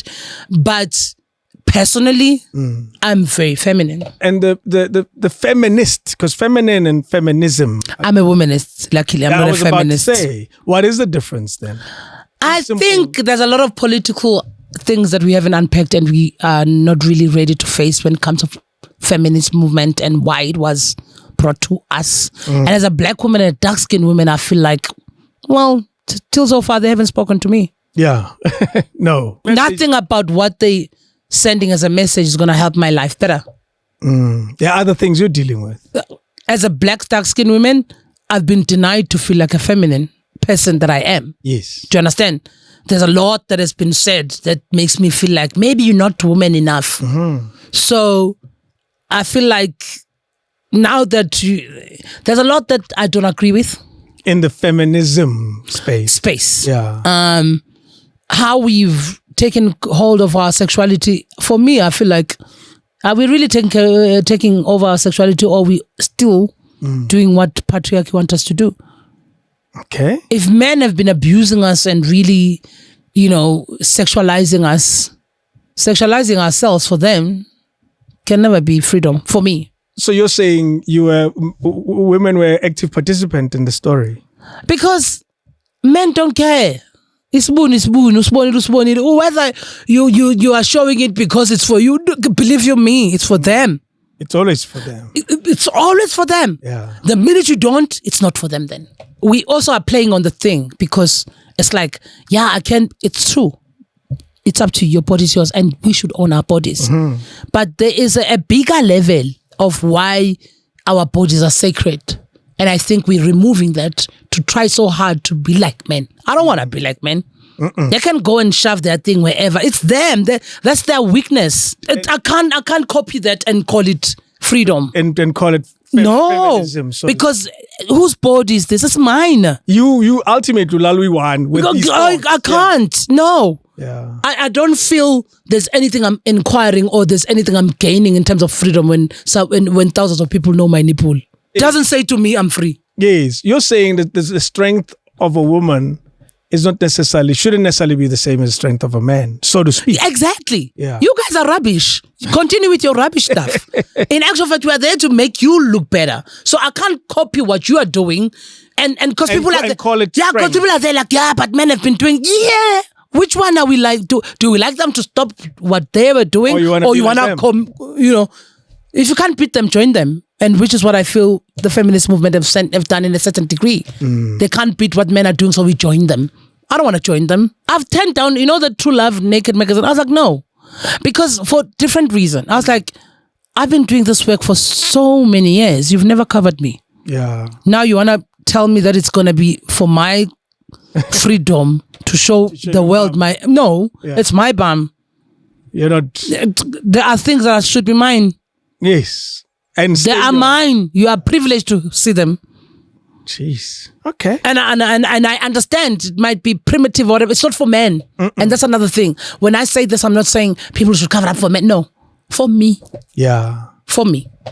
I don't think there's anything I'm gaining. I mean, we've been toying for gender-based violence, taking off our bras. How is this helping us?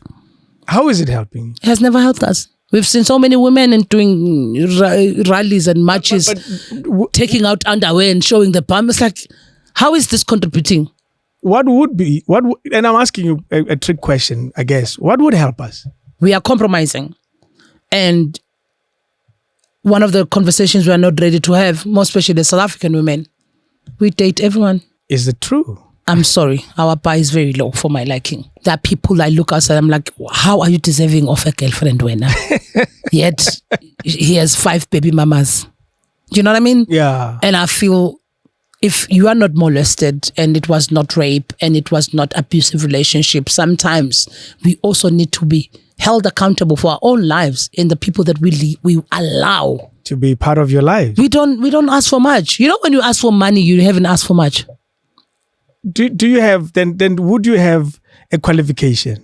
Is there anything wrong in I think it's also the whole thing of we are in a generation of saying, yeah, they must give you money. We are not the same. We don't live the same lifestyle. We're not the same in what we dream of. True. You know, I don't care for data and money, personally. Yes. Like, I feel fulfilled if I do those things for myself. Now, if I date someone, I want to know this person because I care about me. Yeah. In a spiritual sense, in a physical sense. How am I allowing this person to share my soul? To share my being? I'm too expensive. Yeah, we are deep. Celeste. You know what I mean? Like, I know you're a comedian. I know I'm a comedian. I know. And it's so wrong. It's annoying. All comedians, we are asked deeper things. But I feel like it's good. I'm not saying, oh, women, I know people are going to come. What do you mean? If it's good for you, do it. Yeah. But I'm saying we can't overall and say, when I go to the young girls, yeah, you do whatever you like, do it. At the end of the day, that's why we are still suffering. That's why we are the toppest country when it comes to abuse, because let's not lie to these kids. Beyonce will wear that G-string and go into the car and be safe with 5 bodyguards. True. What are you saying to that young girl who's still going to walk? I'm not saying men shouldn't be held accountable, but I'm saying at whose expense are we holding them accountable? Because still today, they're not accountable. I'll tell you something, and it's something that I've said many times. I don't know if I've said it on this platform, is men don't spend time discussing your problems. But we don't spend time even seeing ourselves as a problem too. We don't spend time trying to solve this problem, whatever the problem that it may be. We are aware of it, but it's in the back of our mind. We have other things that we're dealing with. And I always said, if women want to win this war, it starts with how they deal with us. We know that we have a problem. Trust me, no man will tell you that they are not conscious of these challenges. Yeah. But they are not in the forefront. Oh, yeah. We don't spend time. Thabo Mbeki did this when he was president. He was appointing women and all of that. There was an active time of a lot of women leaders in politics. Which is good. Absolutely. But I want you to know this. Men don't spend time trying to solve those problems. Yeah. To say, oh, I know, we have too many men. It's not conscious, not in the back of our mind. Yeah, because you live in a different space and a different world. But the reason why I say what I say, I was with Tebucho, I think it's Tebucho Malop. Yeah. The director. In London, in LA. We're having a good time at Tasha's house. And Tasha Smith. And it's like a lot of Hollywood stuff, people, sexy guys, tall guys. And me and my sister were about to leave. And it's like, no, guys, I'll call you Uber. I mean, we're here. We bumped into each other and it was a great moment. And I was like, okay, cool. It's fine if you want to do it. We are going to call Uber, but he offered. It's like, okay, cool. Thank you. That's great. Yeah. So I said to my sister, are you ready to go? And my sister was still mingling. Yeah. And Tebucho said to me, no, leave your sister. Actually, don't worry. Tell me when you guys are ready. Because I could tell you guys are happy here. Men that you see here, we're never going to see at home. Yeah. And I know this because as a South African man, I know at home I'm 9. Here I'm 4. Yeah. I was like, damn, that hit me differently. I was like, what do you mean? So you mean you know? He says, yeah, I know. And I was like, well, that means South African women must change what we want from men.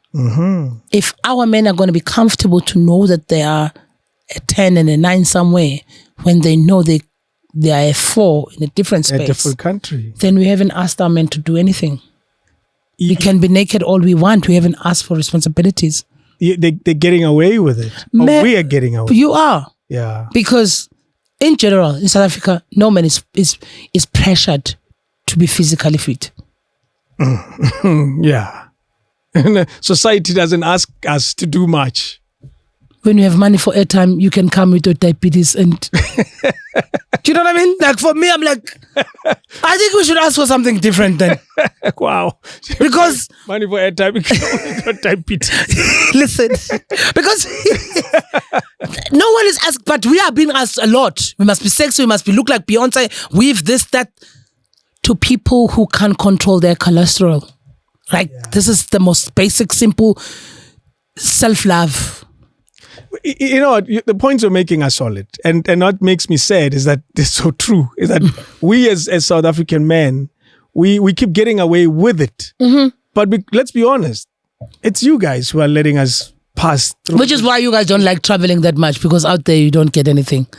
And also in South Africa, there's just way too many beautiful women. And then there's way too many of us and we think we don't have options. Why are South African women letting us get away with it then? I don't know. Probably they think we don't have options. That's why I always tell women, get the visas. Once you're out there and people treat you differently, you'll understand what you are. And you know your worth. I feel here, people can go and rob a bank and buy whiskey and buy the champagne and they've got the best girl. After that, it's insane. He's a thug and everybody knows. Come on, and he still gets the best. Not even even if you don't know, just bring the money. And has money become because I don't think it was with your mom and dad and because mom was working, dad was working. When I listened to their love story, that's why I think, again, going back to the conversations that women probably are not ready to have. Because we also have our problems. Example? The fact that we enable and date everyone, that's our problem. That's on us.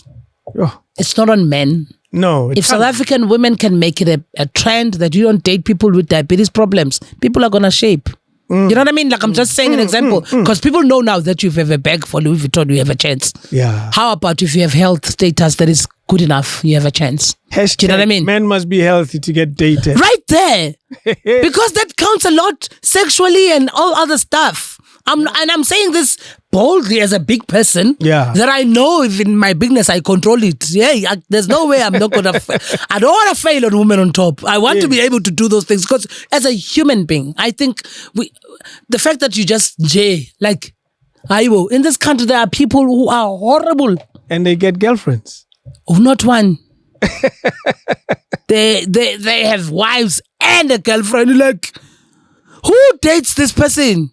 Imali sis, yasimoshela abantu, society. But I think that's a thing, because when you don't have money, you will know what is it that you need to do. Because also as women, it works for us to know that, okay, I need money. What is it that I'm doing? What is it that I'm good at? What is my passion? What is it that I can do with my life? Yeah. Do you understand? So in that way, you are solid in this part. Then when you want someone, that's why I have a show called Money and Men. It's literally, I'm discussing these issues on my show. Because it's like, once you have, my money is for me to be able to function in life and work, and that's it. You know what I mean? Because I'm not gonna at 42. It's not like I'm gonna have to wait for someone to rescue your life. No, yeah, you know what I mean? Like obviously I will have to work, and when someone comes and that person must meet me halfway in my life. It's not like he's taking up the whole thing. You know what I mean? Like it's crazy. I think the one thing that we need to agree on and conclude here is that. Women are part of the problem, if not... we are. We are not ready to talk about it, but we are. And I know most women are going to hate me for this, but we are. We are a very serious problem. We enable situations that we shouldn't be enabling. We are the worst people to be asking for money on anything. We still need to ask for character. Yeah. And by asking character, we also are questioning our own character, because it must work both ways. Who is this guy that ends up qualifying to date Celeste? A person that loves and knows themselves enough to understand that when you date me, I'm a whole human being with dreams, with ambitions, with likes and dislikes. But people are going to date me now. They're lucky enough because I am the one who likes to, my manifestation process is for me to be in that position of receiving what I'm asking for. You know, so I partied, I went to clubs. There were moments where like, I'm no longer going to do this. I love going to festivals. I know this is what I like to do. That, like, you know, I do not deny myself of changes that happens in my life. So I'm not boring, but I'm a 42-year-old that's 42, and my fun is exactly that. I'm not trying to be anything that I'm not. Your fun is 42 years. Yeah, to date me, just be comfortable with you and be comfortable with the fact that your character is solid. Because I'm not the one to be asking for airtime as much as I will ask for your character.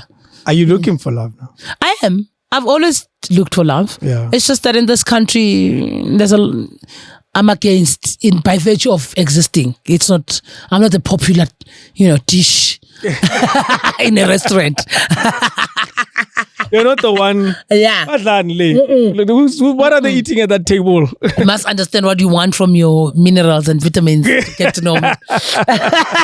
So I'm very easy in that sense because I'm very supportive. Me being the loving person is not really a strange thing. It comes secondary because I do it for my family. I'm not buying your face. I'm this person. I sometimes don't like to be this nice. Why? Because sometimes I'm too nice. That can work against you. Hey, sometimes people use it though. They're like, shit. Because I started learning boundaries in my 40s, which is my weakness. And that's very recent. Yeah. Yeah. I mean, literally a couple of years ago to understand that, yes, you can say no. Yes, you can, the boundary stuff. Because I've been like, well, and also being single and just being yourself, I felt like I had time to do other people's stuff. When people ask me, well, they know you. Well, I can. I mean, I'm not doing anything. And I used to feel sorry for people who have kids and family, and I felt like they're doing so much. I was like, no, Ben, you also are doing so much to take care of yourself as well. I had to learn those things. When do I say no? My no has been... Is it solid now? Is it a clear no? It's getting to that. It's there. Better than before. Yeah. But at least now I do negotiate. Like, I hope you understand I won't be able to. But because I'm a giver. So it's not easy. I'm such a giver. I think we Virgos have the same problem. This must be a Virgo trait. Yeah. It's a horrible one. Because I'm listening to you speak, it's like, that's my life. Listen, and also it's horrible because it says, I read this, which made me change, which made me want to, I literally wanted to feel my change. Like, I need to change this. When someone said, one, you become horrible with receiving. Yeah. So that means there's something, because in giving, there's also cockiness. Okay. Keep going. There's a level of, you want to be better. Keep going. You want to be a good person. Yeah. You know what I mean? And that comes from something. There's a space that needs to be fixed because of that. Interesting you put it that way. My giving is solution based. But sometimes you don't need to give people solutions. That's what you must learn. Well, granted. But I know it comes from, can we just get this thing out of the way? Listen, I get you. Yes. That's how I used to do it. Because it's annoying. It's like, but then pay. Yeah, but I think you taking yourself and putting yourself in situations where you shouldn't. And in that moment, you must check what is it that you are neglecting about yourself. Example? Sometimes I'll be like, this guy, maybe this date won't even work. Let me just go help my friend. Do you know what I mean? But right there, I've neglected. You could have. It could have gone wrong, but it could have. And I deserved to find that out. Yeah. But because I've already put it's not honoring yourself. It's a good trait, but it's a horrible trait in a spiritual hygiene. Yeah. Because then you're not taking care of yourself. You're taking care of everybody else. Other people, but not you. And then therefore you are accessible to everyone, but not yourself. So these are the things I'm learning. Why you got to usuqulile ikweletini ngabantu? Why you got to unenkinga eningi kunalezi ngishoyo? No, it's good to be nice. It's good to be nice. But I realize as I'm talking to you that clearly I'm not one to get fixated by star signs and stuff. Yeah. You seem to have the same problem. Oh yeah. Oh no, I'm fixated. I'm good with it. It's a typical Virgo then. Yeah, like that. We take care. Yeah. That's one thing for sure. We are caregivers. And sometimes it works. Yeah, it works against us. Yeah. But also, I know that we are freaks. Okay.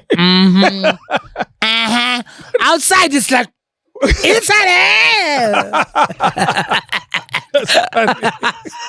I know. I don't think I'm one, but speak for yourself. You're lying. No, I know for a fact. I've never met a Virgo. Yes, that it's not that. We are virgins, but and it takes some time to open that portal. Yeah. But when it's open, it's open. Okay, all right. Can I maybe mine hasn't. Yo, David.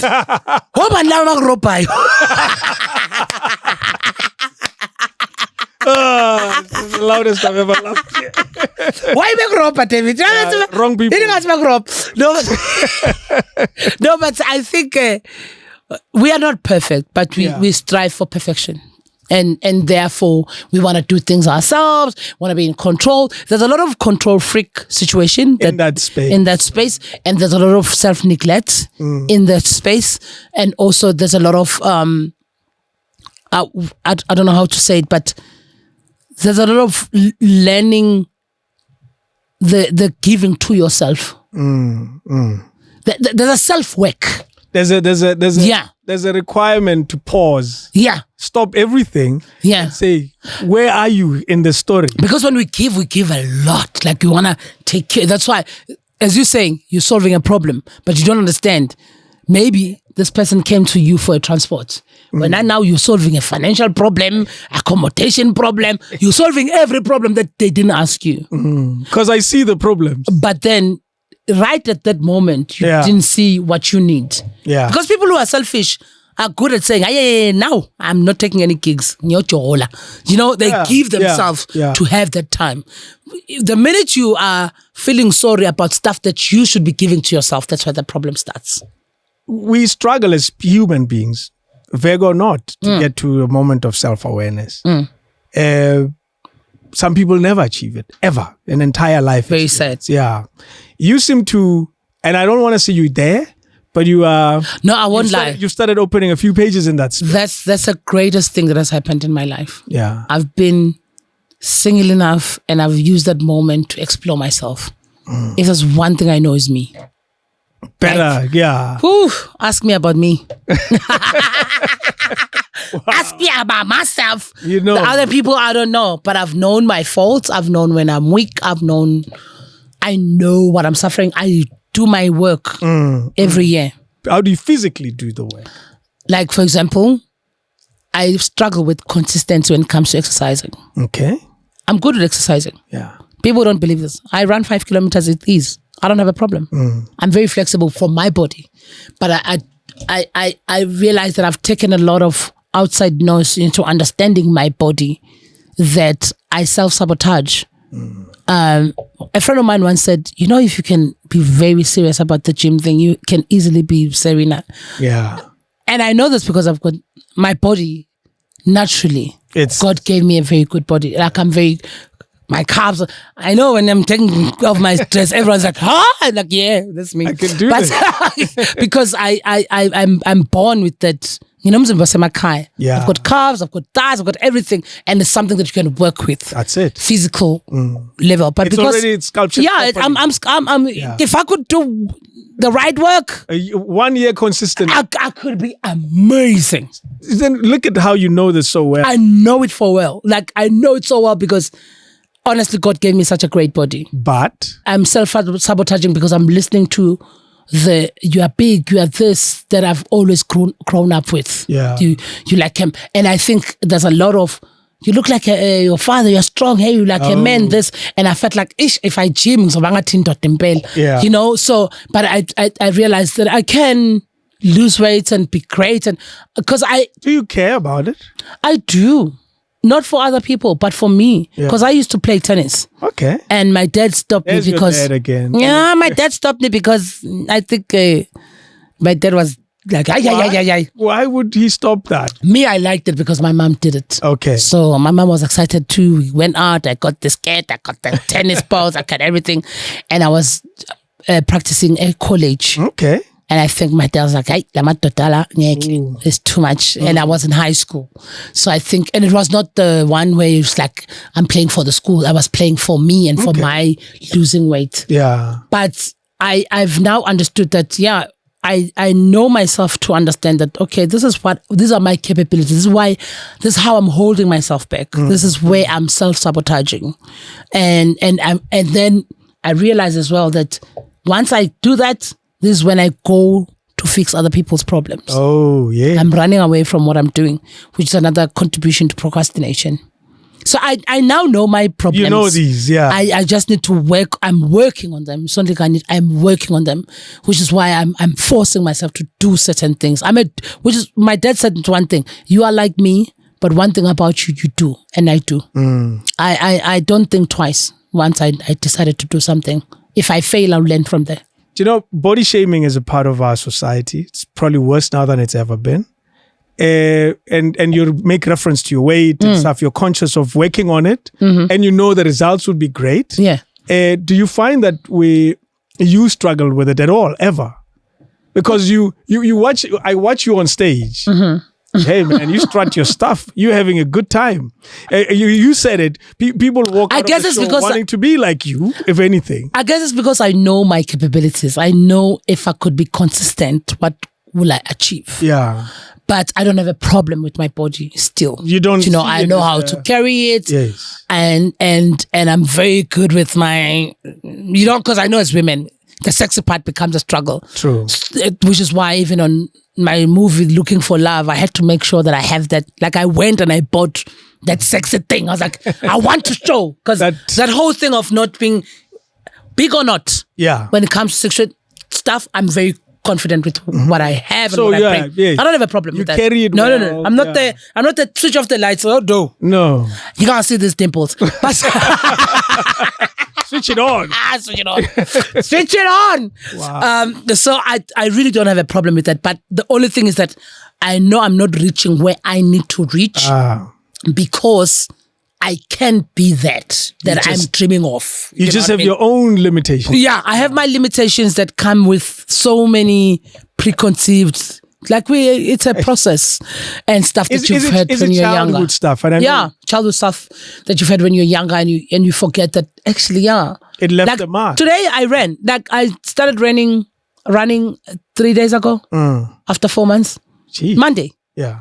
And I said to my trainer, I'm not sure. Because when the COVID happened, I took my pump. I don't have asthma, but when I was young, I had one. Oh, okay. So when the COVID happened, I was so paranoid. I bought it. Yes. And I was running. Rather have it around. Yeah, I was running with 2-liter bottles. And now it's 1 liter. It's better. Yes. And I don't even finish that water. But when I can run 2 kilometers without stopping.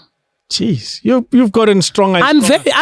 You can keep going. It's just like naturally, I'm very strong. Even when I was growing up, that's why I'm very particular with how I hold things. So I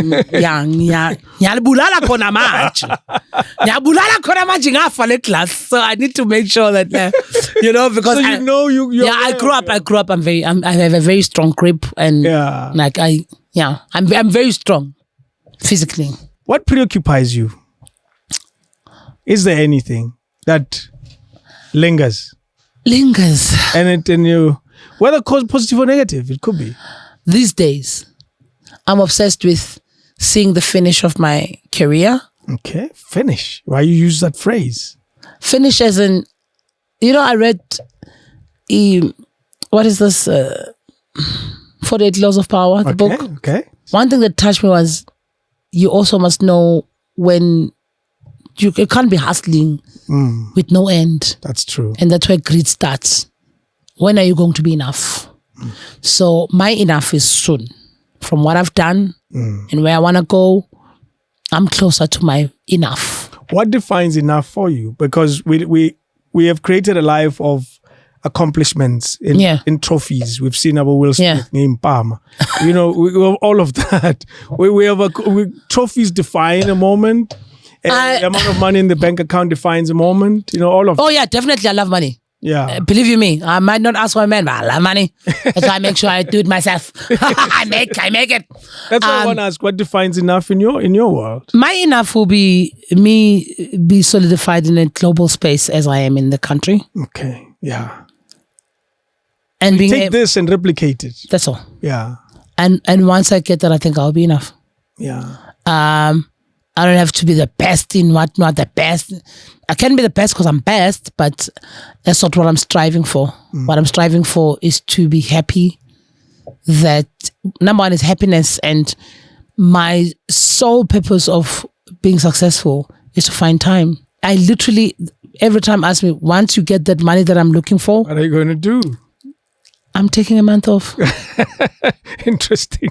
I'm really taking a month off. You and I are so identical. I'm taking a month off.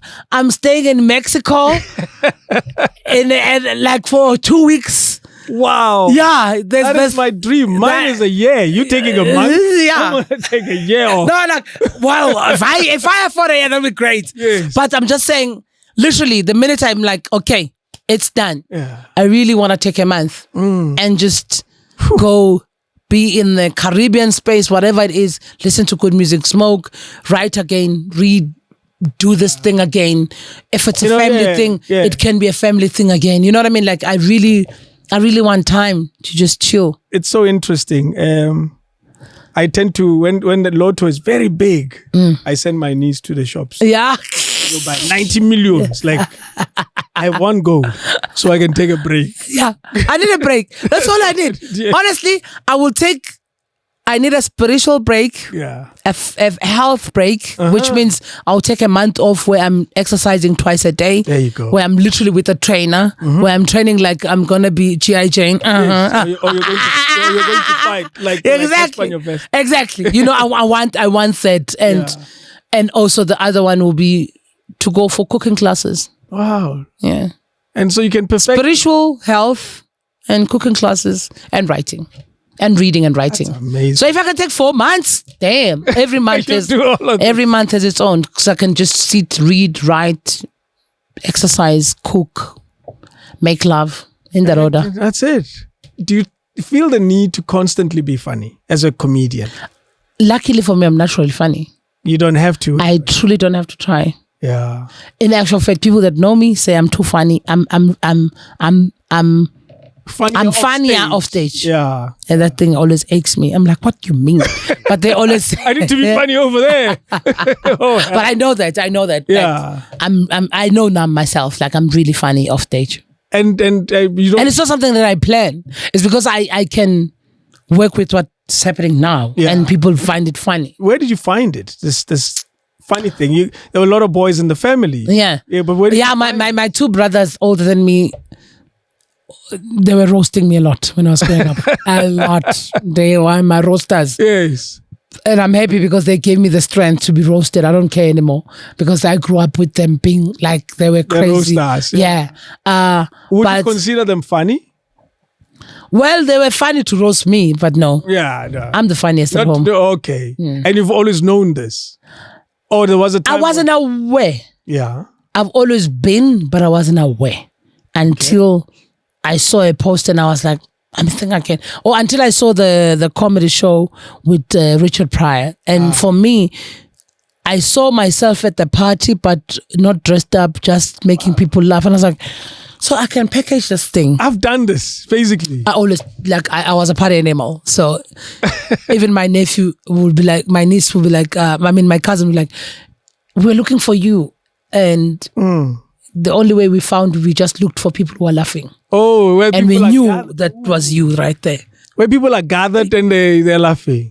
I've been to exclusive VIP parties purely because of my personality. People come and pick me up. I don't have money, but they come and pick me up and make sure I drink and I'm good for my company. Exactly. You know, so I knew I had something from that. When did it become a career in your mind?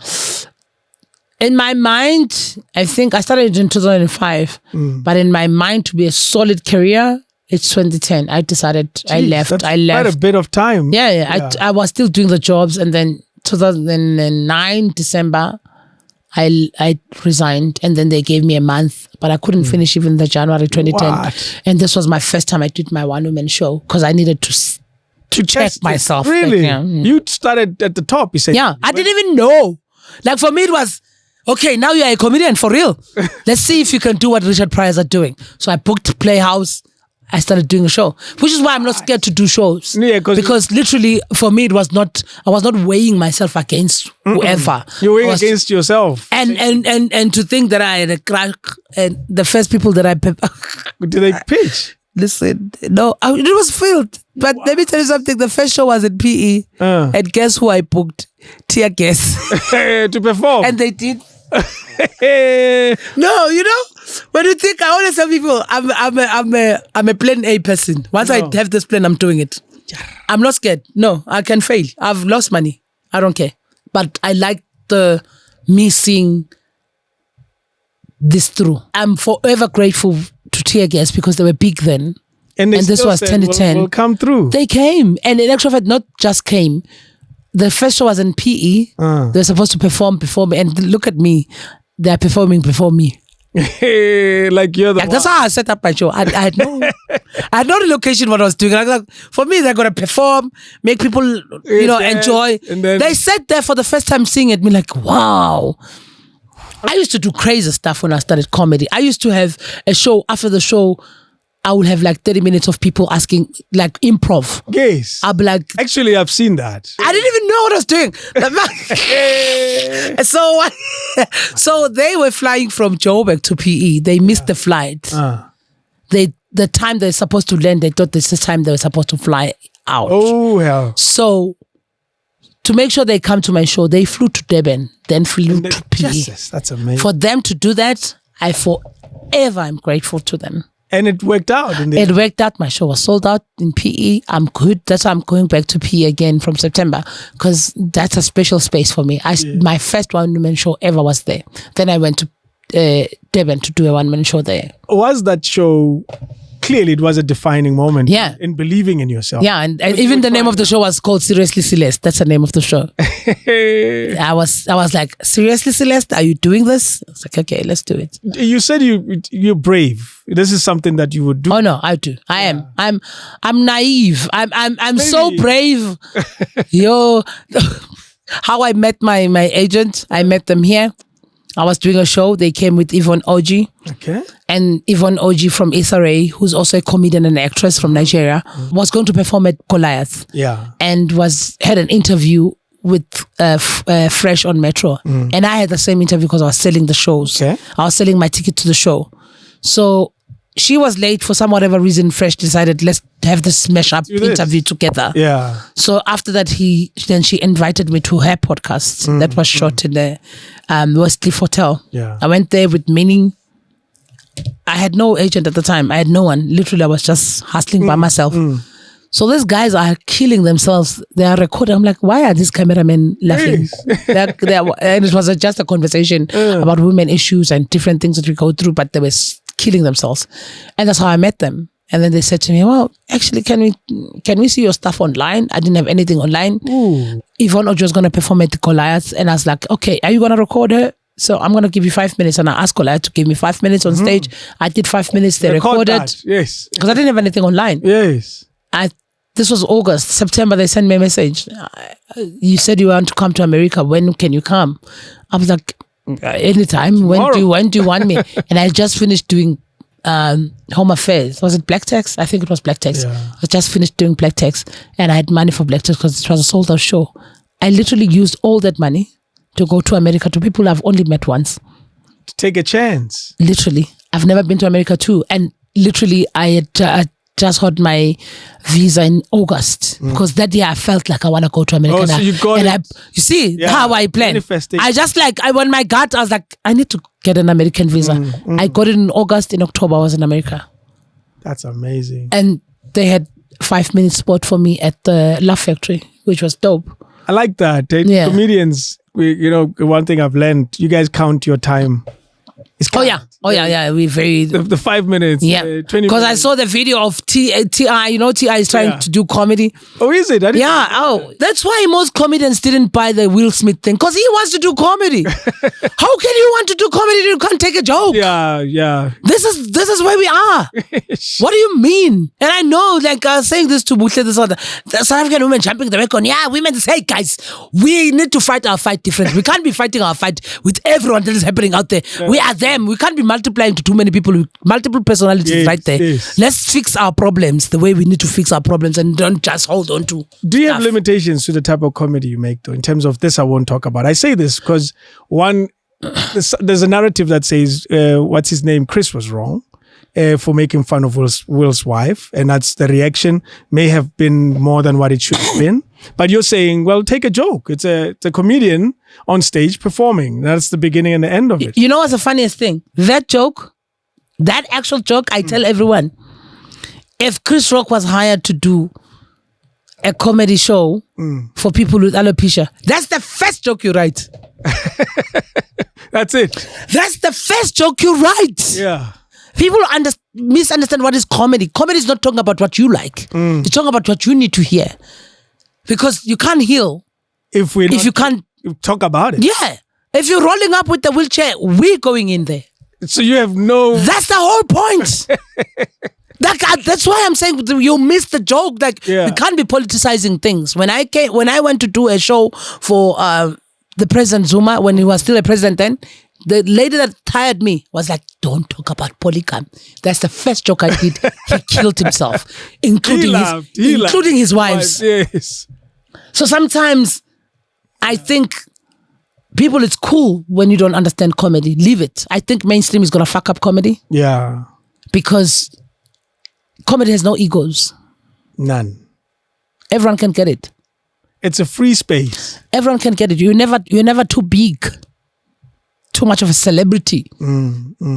There's an old man, I forget his name now. He does comedy on God. And he laughs at it. Talks about how the biggest hoax of all is the God stuff. And the commentary on YouTube are, obviously attacking him for saying all these things about God. And you're saying, hell, it's a free space, this. The only thing I will never talk about is rape. Yeah. For the severity of the thing. And of course, I think as a South African, it triggers me and it triggers everyone. Because it's an immediate thing with us. Yeah. It's not something that you think about. Here. Yeah.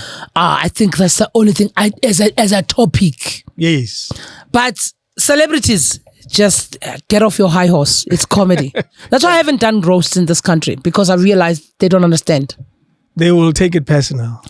Number one, you need to roast someone that has done the real work as much as they've done the fuck-ups. Now, I can't roast if you are all fake. What am I roasting? You're not sure. Already. There's nothing real here. Your life is a roast. You know what I mean? Then it becomes wrong. And more than anything, T.I. and Will Smith want to be comedians. I didn't know that. He does club gigs. He was heckling a lady on stage who was performing. And the lady was like, okay, right on then. If you're heckling, I'm going to... Think about hecklers. You can heckle me on stage, but understand that there's a response. Have you ever been heckled? South Africans... So many times. Really? I thought South African audiences... Oh, and it's nice, because once a person heckles you, they're giving you material right there. You can teach your set. You can go at them. Well, thank you for saving my set today. I have 20 minutes on you. Jeez. I think that's a thing that people... I thought South Africans were respectful. Well, this is another thing. I think also we are discussing comedy with people who don't go to comedy clubs. Yeah. Who don't go to comedy shows. Right there is a problem. In South Africa, I would tell you, there's a language thing. And also, as South Africans... what we consume is not ready for a certain level of comedy. Because we're still consuming, tabloid stuff. Okay. We are still hung up on that. We don't go in. We are on the surface. We are on the surface. And there are people who are special. There are people who are very, you can't talk about... There's no one who's immune. That's why I couldn't roast. Yeah. Because I'm like, you guys are joking. Me, if I go and roast there, it's going to get hectic. Let me not. I refused. I didn't do any of them because of that. Yeah. Because you've been invited a few times. I was invited in Somi's one. I refused. Why those though? Because you couldn't. I felt like also it's a comedy space, and Gabi, when are we going to give comedians their due? And I'm not going to be one of the comedians when I'm the best comedian in a comedy space. Let me not do that. No. It's very unfair to me to what I've done to my career. You're reducing. No. You guys don't know what you're doing. I've been doing this. I'm not gonna come here and make you guys starting to where I'm supposed to. No. This is my world. This is my space. Yeah. They should give comedians to run that thing in full way, from beginning to end. Don't get a David Mashabela. Now I'm having people who can't tell jokes for life. Why? What am I doing? Can't tell jokes. No. You can tell they wrote that joke for them, but they didn't even carry the punchline. They're reading it. They didn't even carry the punchline. Yeah. You know, even Skumba did the joke, but was getting issues after. No, it's a roast. Yeah. And that's why we need to roast someone who's not going to feel personal. Because we need to say, David, you are rubbish. But David, you've worked. That's it, yeah. That's the basic of the roast. But if your work is questionable. As already, what are we roasting here? What are we celebrating? Because to be fair, a roast is also a celebration. Too much. And it must be really, really, this is what you've done. And you've achieved this. Those who have been roasted in South Africa, fine, good for you. I'm not saying you haven't worked, but for me, it was not good enough as a comedian. I felt I'm being undermined. Yeah. You can give me greater people. I'm sorry. It's my craft. No, yes. It's my craft. I felt there's no way I'm going to do social media jokes as a best comedian that I am. No. Do you know, we sit here in South Africa, we celebrate our black coffee and we celebrate Trevor Noah. Trevor Noah's career is amazing. I told you that I saw him in New York once and there were 30 of us in the audience. Yeah. That's when he was building it. Yeah. And your commentary to that was it takes the work. It takes the patience. You have to. And what do you say when you look at a success like that in your space as a guy who grew up in Soweto? I feel I wish they don't do it to Trevor only in a sense of support and where he is. Now that I'm where he was, I realize, we still have to face certain things purely because it's you. Yeah. It's one thing that we cannot run away from. I don't do it. It's the day.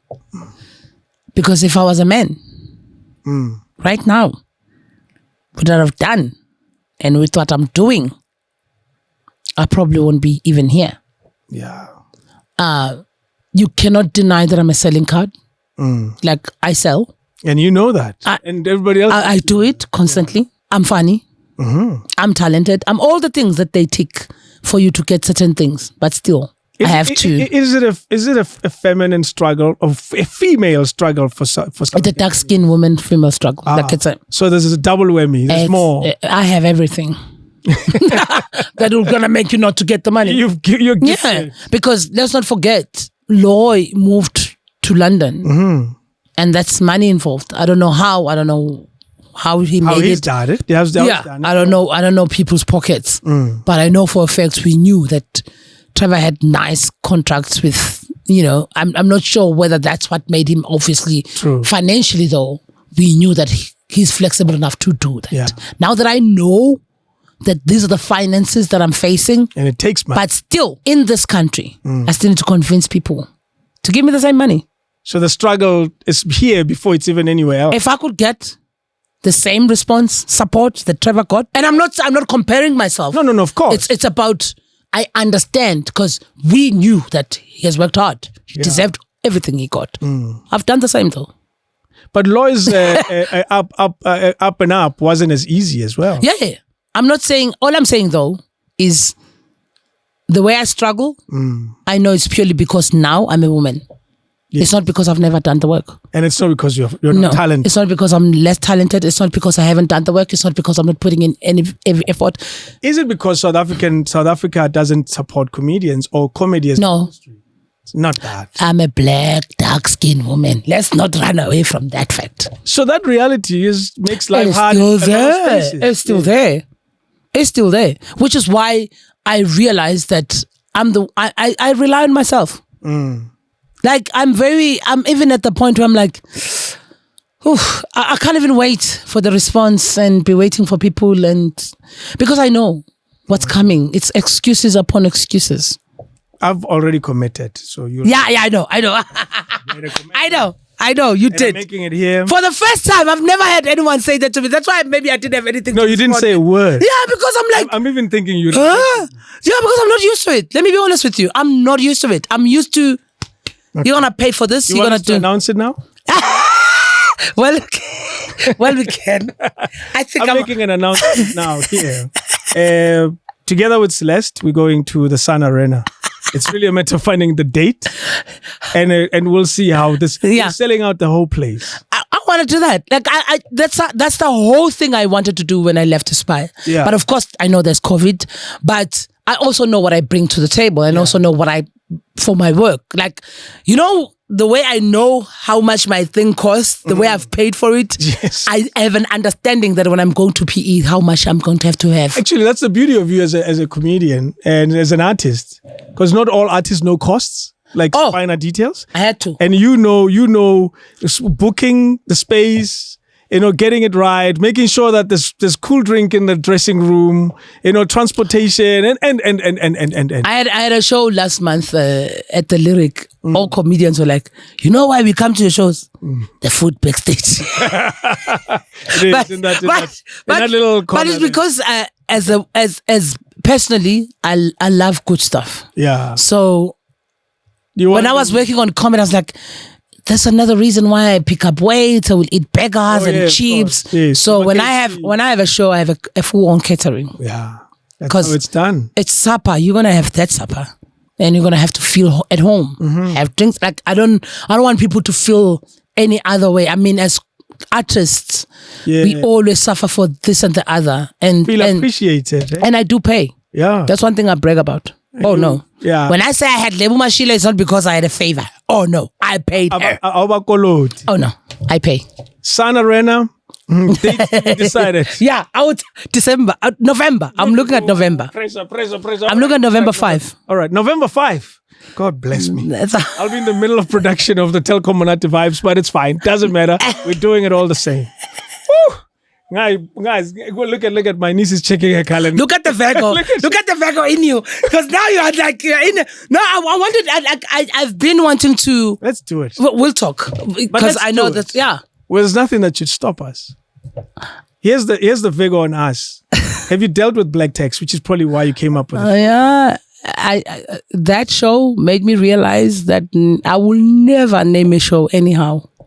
I'm very cognizant of what I say. Yeah. And when you fine tune yourself in a spiritual space, you are aware of little things, stuff that you say about yourself, of course, stuff that you create. Money and men, look at you offering yourself. Because you know what I mean? Just offered myself. The show is Money and Men. Yes. And let me give you further, not even me.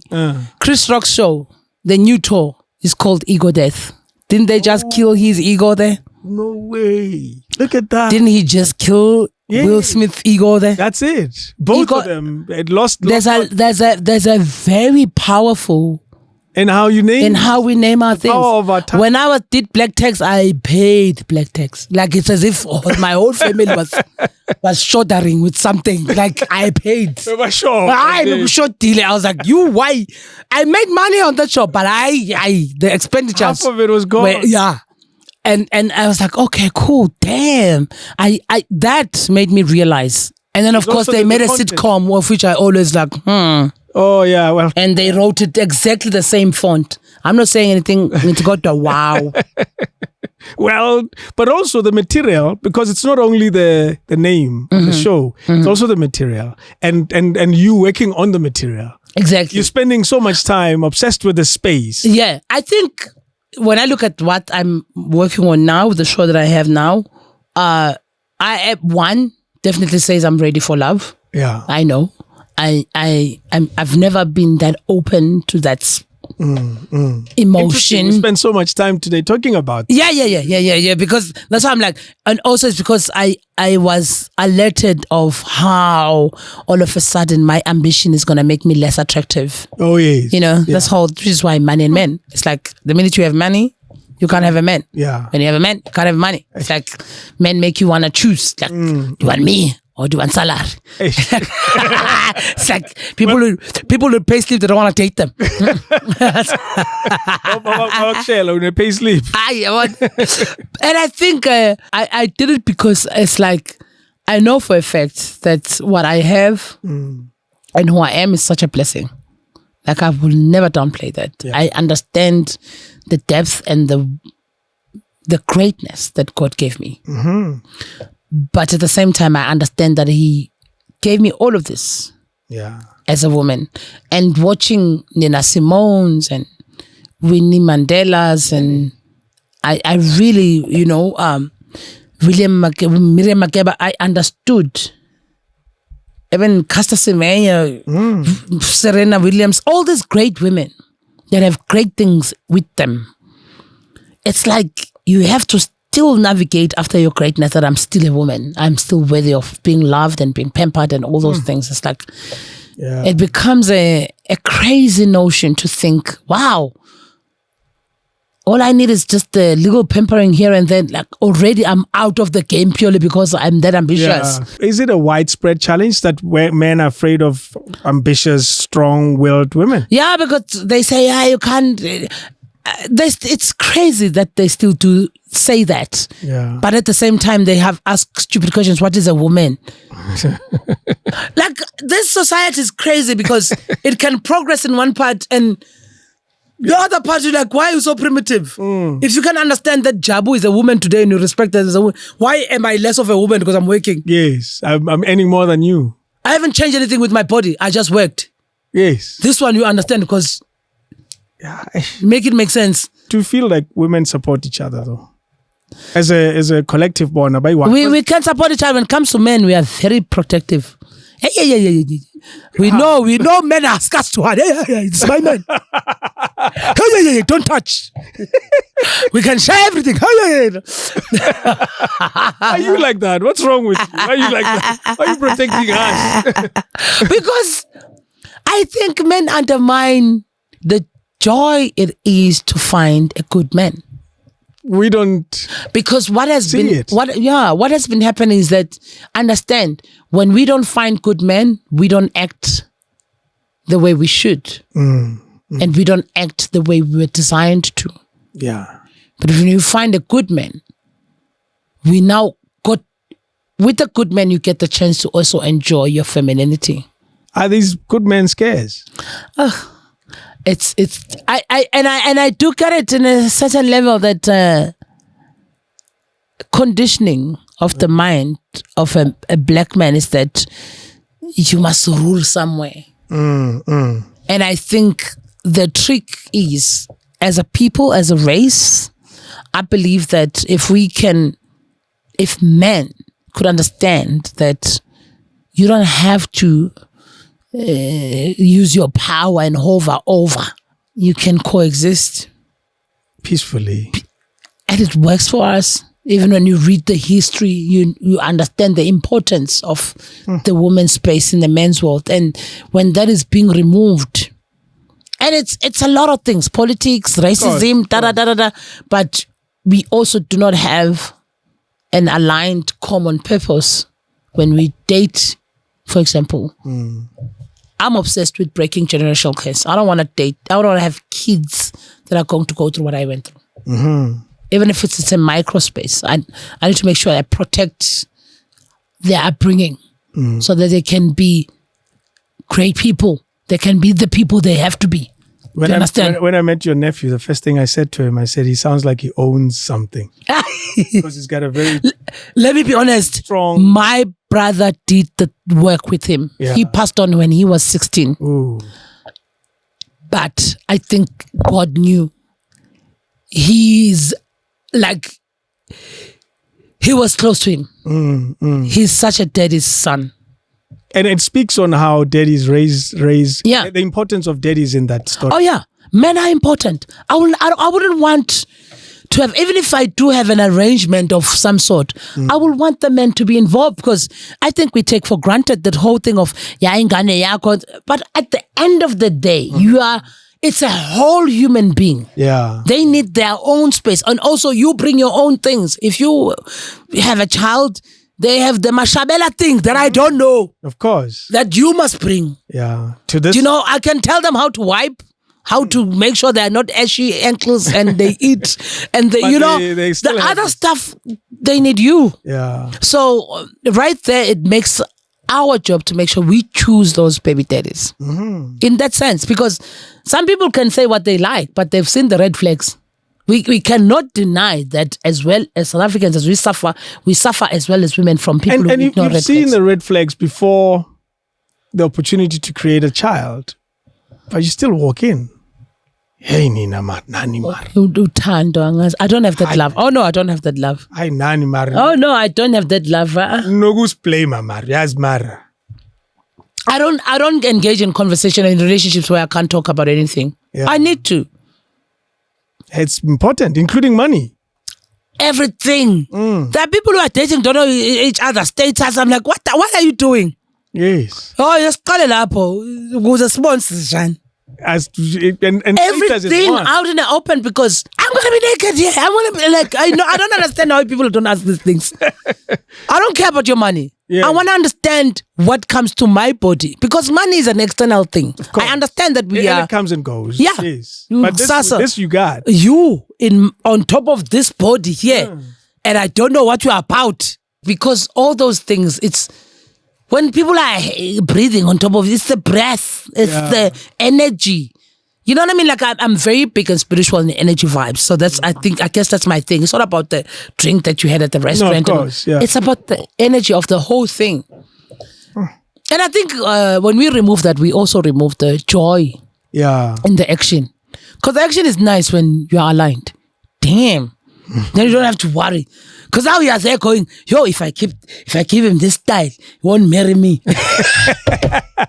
I'll look like a whore. Like, you know what I mean? Like, what style is that? I don't know, whatever. I don't know. What style are you thinking? I'm just saying, like give him this style. Yeah, I know. Like, people think there's a level to this sexual thing, you know, there's whether you're Christian or not. Style. You can't be saying I'm Christian, I'm only missionary position. There's no such thing. That's a promo right there. Wow. Like you have to, because as human beings, it's a beautiful thing to understand someone's journey. When you meet someone and you're older and they're older, they're coming with their experience. So bring it. Yeah. Here. So if you're going to come here and bring a 1965 rule and a church rule, you are denying this person's experience. Has your dad's denial, and I use a very strong word, of church done anything to your so much? I'm very open. I'm seeing the world differently because I don't see the world from my own prejudice of I'm a Catholic. I'm nothing. So he gave you a blank canvas. Yeah, he removed religion and he placed spirituality, which was, I think, I'm forever grateful because I'm much more objective into how I look and view things. Do you find that religion has boxed things? Yeah, it has. And what is the... Everything that was institutionalized, I believe it has. Yeah. Marriage, education, religion, all those things. Because someone said these are the rules. But they never said, which is why all the students that are on D and C class are artists. Yes. And I'm one of those students. But when we're at school, you are deemed as a dumb person, a slow one. Yeah. But I'm using my right brain. You are just using your left. That's it. How is this? Because the space of school has made this one is dumb, this one is fast, and that's it. That was the only measure. So even when in interaction, that's the whole thing. Yeah. When you can't accept people's experiences, tell me what because that's how you learn.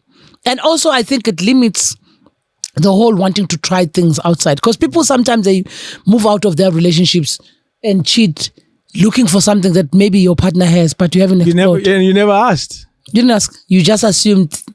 Avanai. I don't know.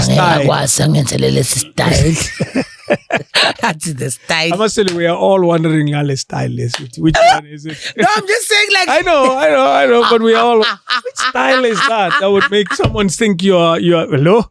Or lost. Oh, angithi bafuna umshado manje babambili ukuthi ungavuli kakhulu vuli Celeste is naughty. I want to talk about something serious. I want you to stop. Yeah. We've experienced suicide in South Africa. And I'm not saying it's becoming a thing. I think it's always been a thing. It's just never happened with people that make headlines. It happens on a daily basis in different families. It speaks to the depression that we've touched on and so forth. And some people think it's selfish. Some people think you're where you are. Life is too overwhelming for you to handle it and so forth. What's been your interpretation of what we're going through now? I think we are obsessed as a generation to name something or group something. Some experiences, we don't want to let them be experiences. They're not a pandemic. They're not an immediate thing that we need to do, you know, because I think most people I find that most people are asking themselves, am I depressed? Am I? No. You know, I'm not depressed. I just need consistency with my gym. Yes. I'm not depressed. I need to get a good man. I'm not depressed. I just need finances to finance my movements. Do you understand? Like, when you understand what is your issue, because for me, it's when you think your whole life with every great thing that is happening and life itself being the gift it is, you've missed gratitude. I'm not blaming people who are depressed and have anxiety, but I'm saying I don't know whether that's what they are told when they go to their therapists. Because someone said to me, you must come for therapy. I said, why? What is it that you think I'm going to have to say to you? Me, I know my problems. I'm not denying that I have problems, but I think that whole thing of saying, yeah, everyone is depressed. For me, I have a problem with us manifesting the very same thing. Because now we're like, I am depressed. No, you're not depressed. You just need to fix this. You're just having a bad day. You just need to be consistent, because I can't be microwaving everything, but running, it has to be me. I can't make that short. I have to run for an hour. Yeah. I have to feel that pain. I have that thing has to go through. And I think we are, because we've gotten away with a lot in our generation, to say, no, you don't have to work this hard. You can just put your stuff on the social media, show a bum, tomorrow you have 4 million following. You know what I mean? And it's an illusion of success. And you think you're successful, but you forget that the consistency to keep this 4 million people, you still need to show the bum. You keep the bum must show. The bum must be out there. And then you're like, no, but I'm no longer about the bum, but you show the bum. You started with the bum. That's what it is. And I think we don't want to take responsibility of what we are. If you are a priest, people are going to treat you like a priest. Yeah. You have a right to be. And if you are a hoe, people have a right to treat you like a hoe. And you have a right to be. That's it. If you are a bad bitch, it's fine. You're going to be a bad bitch, but people are going to treat you like a bad bitch. And you have a right to be. And don't be surprised if they do. You have a right to be. Yeah. No one says you can't. Yeah. But with that comes every legal thing. Everything we do as human beings comes with responsibility. And I think I don't know whether we are scared. I don't know what's the reason why we are not honest with our issues and what we go through, in the sense of, it was a pandemic, I was a superstar, everything was fine, but now I must start afresh. You start afresh. And that's the story. I don't have a car. Yeah. I sold my car when I was going to London, because for me, the car doesn't define me. I'm going to get another car, but I'm like, okay, you know what? For now, no car. Because I know myself. Yeah. I know what was important. For me, it was important to go to London than to keep that car. That car was costing me a lot. I'm going to start again. Something. And you're fine with that? I'm cool. Because I don't owe you guys to have a car. So you're saying we are not honest with moments like that. Moments. And this is the moment. Yeah. And I'm not going to go die now that I don't have it. No, because I know I don't have it. And I know why I let it go. I know how I'm going to get it again. Because I got it the first time. Yes. So I still trust myself. And I think it's the step-by-step thing. I said to that person that said to me, come for the therapy. I was like, for what? Mm-hmm. I'm not saying I might not need it, but I'm just saying, am I going there for fashion or what? I know my problems. I know my problems. If I could make money tomorrow and I'd be traveling the way I want to travel and I fall in love, I'm done. And I think that's another thing, not knowing where to stop. And the illusion of living in a superstardom also will kill us as artists now. Because is it societal pressure? Yeah, because even us as artists, people who are close to God, because we are creators from the Creator, we've managed to forget that it's from Him. And you are the boy, you are this big thing, something. Cock.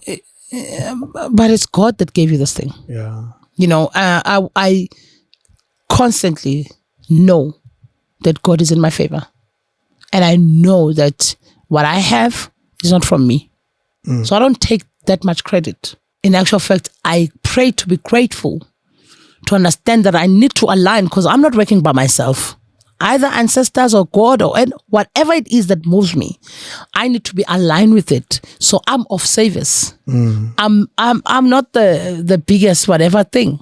Do you understand? Like I think right there is a problem of the illusion that this space has given us to be just. Where do we get it? Is it when you're celebrated by unknown strangers? When people are being celebrated, and also some people are dodgy with what they're doing. They're not really that talented, but they take it. And it's like a discussion now. No, but he maybe not talented, but he dresses well. Potato, but the whole thing is 4 million followers. You know what I mean? And that illusion will kill us. The illusion will be the death of us for not acknowledging where we are in all honesty and in full responsibility of what we are. Because even in great moments as an artist, when you are killing it and having all the great things, the responsibility. Because I think we've taken for granted what it means to have 10 million following or 2 million following and to have people follow you. The fact that I would say to people in London, come buy my ticket and they buy it. They do. Do you understand? I didn't have to say anything. I just put up the poster. Yeah. They believed in me so much that today they left whatever they're doing to come to me.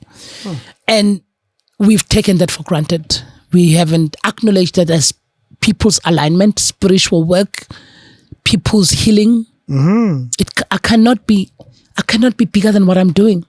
An artist can never be bigger than the art itself. That's true. Are we there yet? Where people believe that? So we're not, because clearly we're suffering from this depression thing. Yeah. I'm not saying people who are going through depression are weak, whatever. And also that's another problem. Whenever you're facing any problem in this country, whatever you're trying to say and analyze about the people, no, don't victimize. No. When you have an issue, that's exactly the time when people must address that issue about you. They must not sugarcoat things so that you can heal. Healing comes from the truth. Healing does not come from when we're lying to you. The truth shall set me free. Exactly. Healing comes from you acknowledging, okay, this is where my problem is. This is how I can fix it. Yeah. I think more importantly, the whole, depression, anxiety thing is solely based on us thinking we're invincible and thinking this life owes us something and not acknowledging that we are off service by virtue of being on this earth. Yeah. We are off service. So whatever that you're having, all your success is not you, it's God. That's true. You are just a service. You are just a vessel. Yeah. And you forget that. Now you're going to find yourself panicking about so many things because once you surrender to understand that there's a bigger power, you don't worry about certain things. I don't worry about getting a car. I'm going to get it because the bigger power is working on it. That's it. It's not something that worries me. But what worries me is on a daily, do I continue to be Celeste? Do I continue to align with what I said I'm going to align to? Car or no car, financial or no financial issues, am I? Which is why when I was doing those shows, I'm not going to shortchange them because of the budget. People that came to see my shows during lockdown, when they come after lockdown, they're going to be like, she's been giving us the same quality. She hasn't dropped. Because it doesn't make any sense to an accountant. No. But which is why I started marketing for entertainment in a tertiary. When I was doing entertainment technology, sound and lighting, there was a course, there's like a brief marketing course. Yeah. Where we had to understand the difference and what makes it difficult to market the service. Because we offer service. We don't offer a tangible thing. Service, yeah. You know, we don't offer True, Penny. So the understanding that what you are giving is service. And when you market it and differentiate yourself as a commodity and a human being and an artist, those are the things that requires us to be alert daily, to be aligned daily, to pray daily, to know that every day, to be an artist is such a hard thing. People love the show busy part of it. But the glamour. Believing in yourself, telling people in 2005 that you want to be a comedian on at 25, it doesn't make any sense. You know, I'm grateful for my sisters that supported me in that crazy moment because they didn't have to. I didn't make any sense at 30 to say, now I'm doing comedy only. What do you mean? You left being a manager. You know what I mean? Like, there's a lot. But I forever remember that moment. Even in my wins, I remember why. Do you look at that moment with, well, of course, you're grateful for that. Did you ever doubt in that moment that maybe this was a bad decision? I'm telling you, that's one crazy thing about me. If I mean. You didn't just that it's gotta work. I don't think if I mean. If I love someone, I love someone. Yeah. If I'm with this person, I'm with this person. If it fails, it fails. Like I don't have qualms. If it fails, that spirit applies across. Across, I don't have a problem. If I don't have it, I don't have it. Yeah. If I have it, I have it. If I'm in here, I'm in here. Like that's why I give. Like I wouldn't want anyone else. Which is one thing I really brag about. Everyone who's ever had a relationship with me, we still talk in a sense of they don't hate me. Yeah. You know what I mean? Like one thing for sure, they enjoyed the experience I gave because I know, like I never have plan B. Jeez. So comedy was the only plan. Now I'm living with plan A. I don't have plan B. I don't want to. So if all this fails, it's fine. It will be failing. But one thing for sure, I'll learn a lot. Yeah. I'm never going to be the same. If it fails or win. That's it. I'm different either way. So no other career made sense at some point.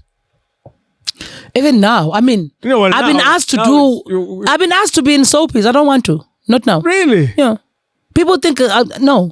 I've done TV for 8 years. Yeah. No, it's time for me to do other stuff. I can do TV in a different way, but I don't want to be. I have no desires to be on a soapie right now. And movies, because I think movies are fine. Movies are different. Movies and series are shooting, but all I'm saying is to be on a soapie. No, I know most people. It's too continuous. It's too. I know most people want it as it's a monthly thing. No. Yeah. No. Because the movie, is it Looking for Love? Yeah.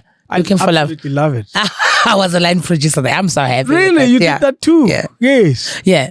And actually it showed in Toronto. I was so excited. Yeah. I went in 2019, January. It was picked up for Toronto Festival. That's amazing. So I went and I watched it. I was like, amazing. See, those are the things that you say, how do I even... No, there's no accountant that is going to tell you that your movie is going to show in Toronto, so you move to it this way. And which is why I was talking about that correlation between marketing and craft, because we create from the feeling, from the gut, from the source, from the spiritual space, but we sell in a commodity way. Like people pay money to come and see what I've created, though, in a spiritual space. Yeah. So but without me surrendering to that process... That's what I'm the show is not going to sell. That's what I'm saying. It starts when there's no one, when there's nothing. when it's just you connecting with yourself. Oh. So the minute you understand, though, even after you won, that the initial source is not you. It kind of gives you, because you remove the whole I'm responsible for this thing. So then you can then get surprised at the wins. Oh yeah, you don't, because they're not yours. Yes. Yeah. Oh, me, all my wins are not mine. This is God. So and they don't shock you. I'm dropped out twice. Like everything I am, I shouldn't be successful at all. Because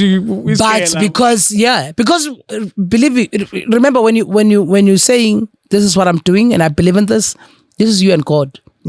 How can it fail? It can't. It's you and a source. It's you and the power. Whatever it is, how you align. But at that moment, it's you and the source.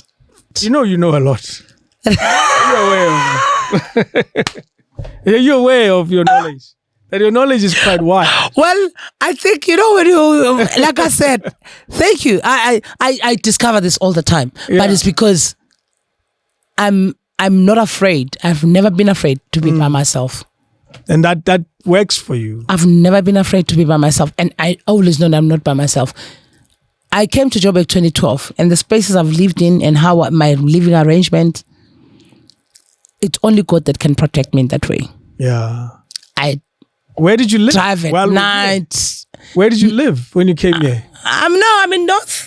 Okay. I don't want to say much, but Johannesburg. That's all I knew. I knew Johannesburg North, and I was like, okay, I'm in North. It wasn't bad though. It was no. Yeah. Like I say, it started when I left Durban. My sister had a car. I didn't have a car, but I still was booked in Durban. Yeah, and I was like, but I don't like. My sister wanted to, because she had just left work in Pretoria, and we literally, that's the reason. You have a car, I can fund the rent.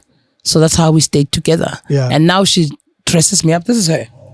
She dresses me up because she also wanted to start designing. Okay. I also wanted to start comedy. And she just left work. She used to be in corporate. So you were both in an adventurous space at the same time. I moved here in April. I didn't have money to rent in May. That's how I know I go crazy. And I took all my money, I left. I didn't know. I met John Flesmaster. John Flesmaster was like, how are you going? I was like, I don't know. Because I never know. But I always surrender to the process. Yeah. And it has never failed me. But the only thing is, remember in your winnings that you are not a starring. Yeah. It's because you were aligned before. So in your winnings, we forget in our winnings to align again. Yeah, you don't stop. You know what? I hear you. Because you've accepted that you are a vessel. So acknowledge that in every moment. Yeah. Because even without 2 million people, then this is when you are aligned and you're also aware of what you say to those 2 million people. You don't just move them astray. That's another... Our responsibility is huge than what we think. Yeah, particularly if you have that audience. Listen, when you have 2 million people, that's God's people.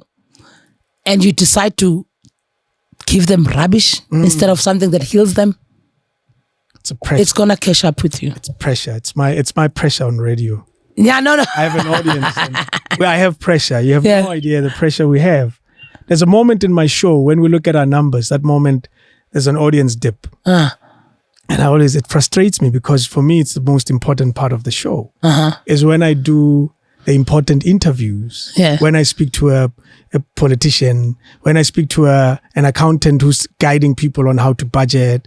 And it always makes me so sad. That moment, audiences leave and then they come back after that. It's like, how my daughter, I need this.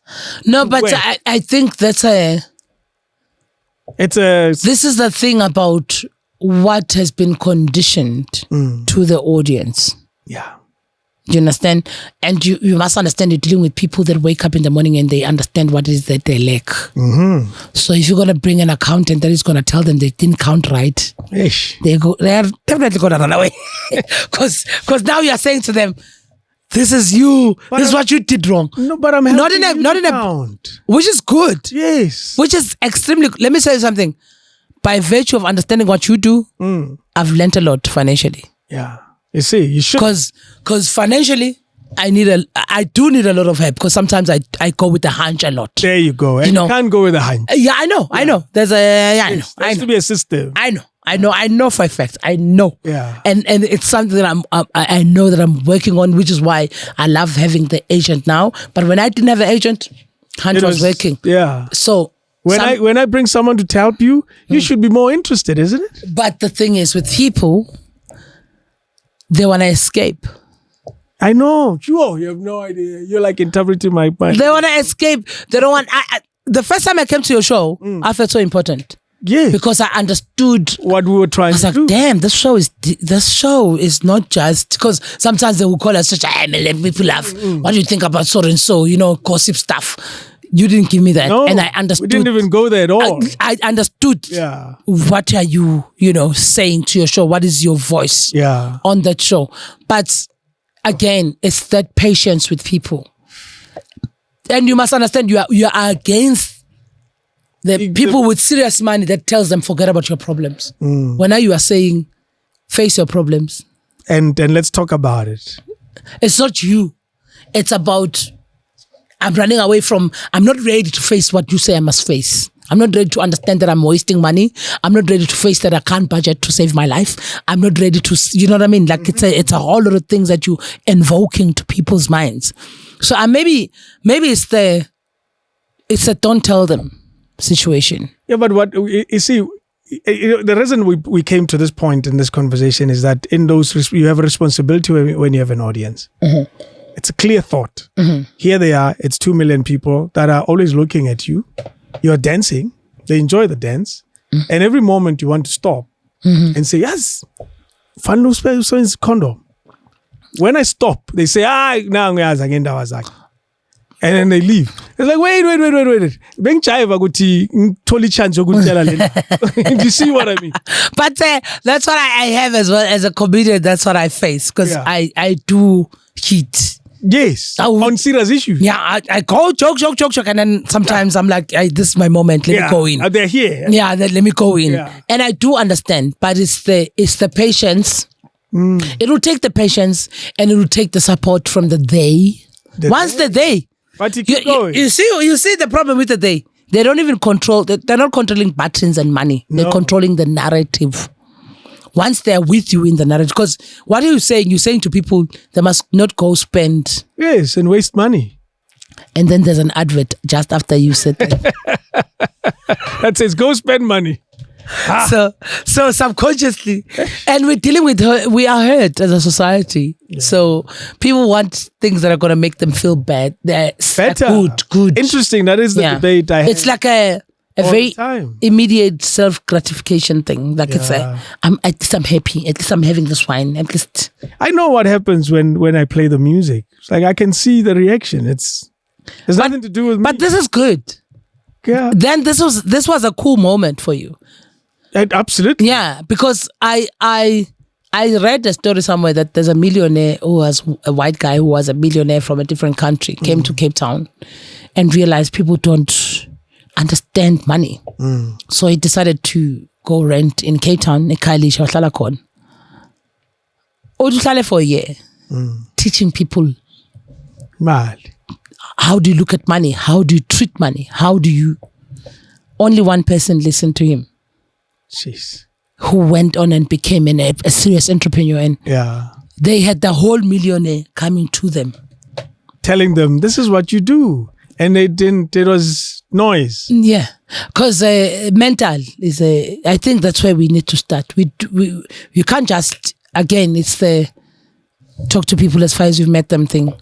So you need to groom them to be in that position to understand. Yeah, that takes time. Yeah, that takes time. I was talking to my trainer and saying, this Tutula operation, Tutula thing, it's sad because it's not about those people and what they're doing, and it's mostly about.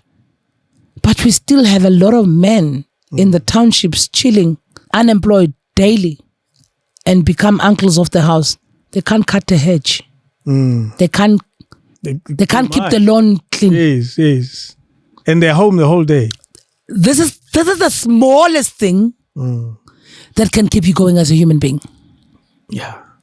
Do you understand? For us to have issues about Pakistan's having, that means there was a space for a tuck shop, for a and no one used it. Yeah. We are sitting on 26, 27 years of democracy, and everyone else's leadership made so many millionaires. In my township, the mall is still there. Where are those millionaires to create that mall again? And I found that mall in my township in Empangeni is owned by a white man. Where were these people to make the decisions? Honest truth is, we need to face why we have so many men sitting at home and being comfortable like that, like this is normal. Well, they'll come and blame society for no, we can't. The economy for not giving them. We can't, which is why then gender-based violence, all these things, because we've been comfortable with having uncles chilling. Small thing as let's accompany us by stopping by Okibelexen. Even that's not done. Maybe safe. I used to take the taxis. You know how sad it is to go inside the taxi at 6 a.m. and you realize it's 60% women, 70% women. Are you serious? This got nothing to do with what government can do and what government can't do. Yeah. This is us. I wish we could travel and be out of ourselves and look to see ourselves from the inside. Because I'm not saying we don't have foreigner issues. We do. But our issues are more with ourselves more than with the... They can all go. Are you seriously thinking that our people are going to go out there and put that table? Because also I'm thinking, it's 27 years. Our fight is still on those minimal wage jobs. Yeah. When are we creating? The jobs. When are we owning things? Do you understand? And it's going to take us another 20 years fighting for this. It's good. I understand. People are hungry. I get it. They're going to say Celeste is going to high horse. No. Sometimes we also run without. People don't understand. This thing is a hunch. You okay, let me go. Let me try. There's a thing about universe. It can take you to places that you were trying and then God says, okay. Since you are trying. Yeah, let me help you. You 20 running. You told me what you did during COVID. Yes. We could have done the same thing, all of us. Yeah. You decided to do it. That's true. So now we must not going to look at you and feel like you are lucky. When we were sleeping and thinking we are dying because of COVID, your initial thought was other people. True. Your initial thought was how you make this thing run again. You were in a different mindset than most of us. Yeah. So your wins can never be something that undermined or something that's not important. I didn't say, about David, my ideas, because that's where you are thinking. When you didn't even realize that you were thirsty. Yeah. You went on and do other stuff. So you're saying, the long and short, you have to go and do something. You can't just sit and talk and complain. Plan A.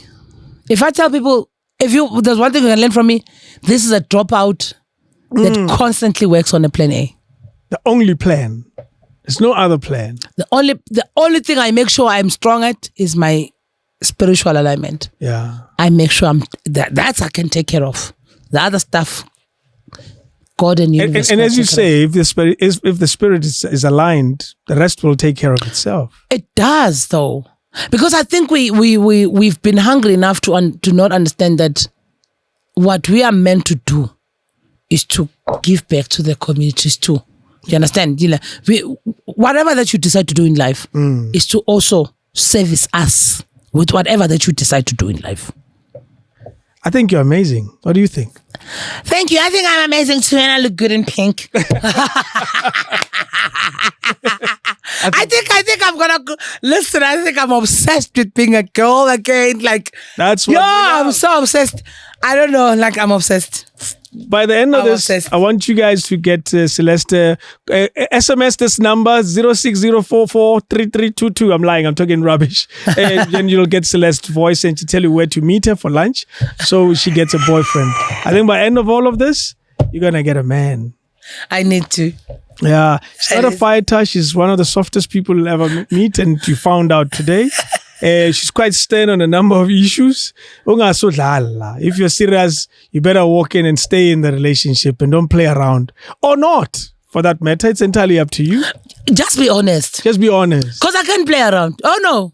Listen, I can play. Our playing is not a problem. You're playing as long as you know you're playing. That not be one person playing and the other person is serious. That's an unfair situation. Right. Let's all play. We absolutely adore you, and that's why we called you. Thank you so much. And I think you are amazing because I've learned a lot here. Really? You spoke so much. I've learned a lot though. Yeah. There's a lot of speaking that you did before the show. So, and this, I'm like, what is this? I got this in New York Stock Exchange. I'm like, yo, this guy. Then some books that I don't even know what information that is there. It's poetry or what. Yeah. But it's a great thing. I'm always inspired to see people who do well. Yeah. You're doing well. Congratulations. We try. And you're really doing great. And it's needed. Yeah. So much. Very much, eh? Thank you. So I shall wait for the date. Utshela abantu about Twitter ukuthi uzongidate. Okay, let's start. It's fine ngoba vele usungidayisile kwabanye abantu. Yabona indoda mayilokhu ithi bazokushada next time vele uthi akushuta kuyo ngene. It starts with changing your light bulb. So. Oh, okay. Thank you. Bring them. I'm gonna take a picture. David Mashabela is coming to change the light bulbs with all these lights. And on the 5th of November, we better live up to it, eh? I like that. Your mind is thinking. So we can. No, let me be honest. This is when you know that I've never been offered anything. I'm like, yeah, I can see. You're like, we go into because I know the numbers. I've worked with the numbers. The numbers are big. I've figured the numbers. You know but the arena is nice because it comes with the sound and the lighting. That's it. So you pay once. That's it. And it's big. Huge. I so wanted to do It'll be the first time I take such a risk on a comedian. Kind of done it a little bit with the Shampunizer. So let's see. This is the problem also that I'm learning. This is one thing I'm learning. Yeah. How to surrender. And it's a crazy thing to do things by yourself. Yeah. You end up not trusting. I've gotten really, really, really good at it. Really? I struggle still. I always say if you want to get it right, do it yourself. But I half the time I don't know what the hell's going on in this office. and it worries me sometimes, but I'm good with it, you know. It took a long time, but I'm good now. Yeah. I still ask and I still get frustrated, but I think it's one thing I also might struggle with in terms of a relationship as well. Like it's to do things by yourself all the time. Damn, it's hard to say, okay, relax. Let me tell you, I'm a great producer of shows. It's a skill I've learned over the years. I'm a stickler for tiny details. They bother me when things are not done right. Like, I'd rather get rid of an entire camera shot. That means the guy who was using that camera was paid for nothing. Than have it and use it and you find that it's not that great. So you're guaranteed to have a good show. This is me selling myself now. Guaranteed. All I need is the comedian and you and nothing else. Come and enjoy the show. No, it's 50-50. I have no choice. Done. I've done it for so many years. I can't relinquish that much power. No, that's it. So you getting 50, I get 50. We'll see what happens. Sanaren, I'm calling you on Monday. Not tomorrow. I'm too busy with other things. Wow, this is great. This is amazing. You guys don't understand because I'm literally working on this thing. Done. You handle the show. You recommend who supports if there's a need for them. I think there is. Let's give the audience. The show is already there. Because it's a tour. Really, so that I've been doing. Yeah. Done. So I have my own. We'll talk about it. I was. It's crazy. It's crazy that this thing is happening like this. That's the deal. It's big risk. I might have to sell a car for this, but it's fine. Don't worry about it. Yo, don't sell that one. Sell others. The one that I like, don't. It's the red Mustang you saw to drive. God. Yes. I don't even know what it is in there. I like the whole aesthetic thing. Like even this, amazing. Yeah. So that's what we're doing. So look out for it. 5th of November. You're a star. Take care of yourself, man. Thank you. Celeste Ntuli, everybody. Wow. I have a family, the Ntulis in Soshanguve. They used to say Ntuli. Yes. I say that all the time whenever I say the thing. How you spell it? Ntuli. Yes, the Ntuli. Take care, man. You're such a star. I enjoyed your show with McG, by the way. That's dope. That's dope. That guy sold a show for me. I was going to Cape Town when I did that show with him. And I don't know if you understand.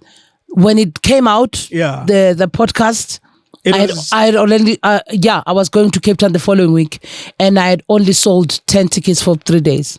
What? When it came out on a Saturday, I was sold out. On a Friday, I was full house. On a Thursday, I was Wait a minute. Like, you have no idea how these things work, eh? He's amazing, which is why I wanted to work with him on the promoting of the big show. Done. He's amazing. He's part of this then. Might as well. Okay, let's go. Take care, everybody. Bye-bye. King David Studio Podcast.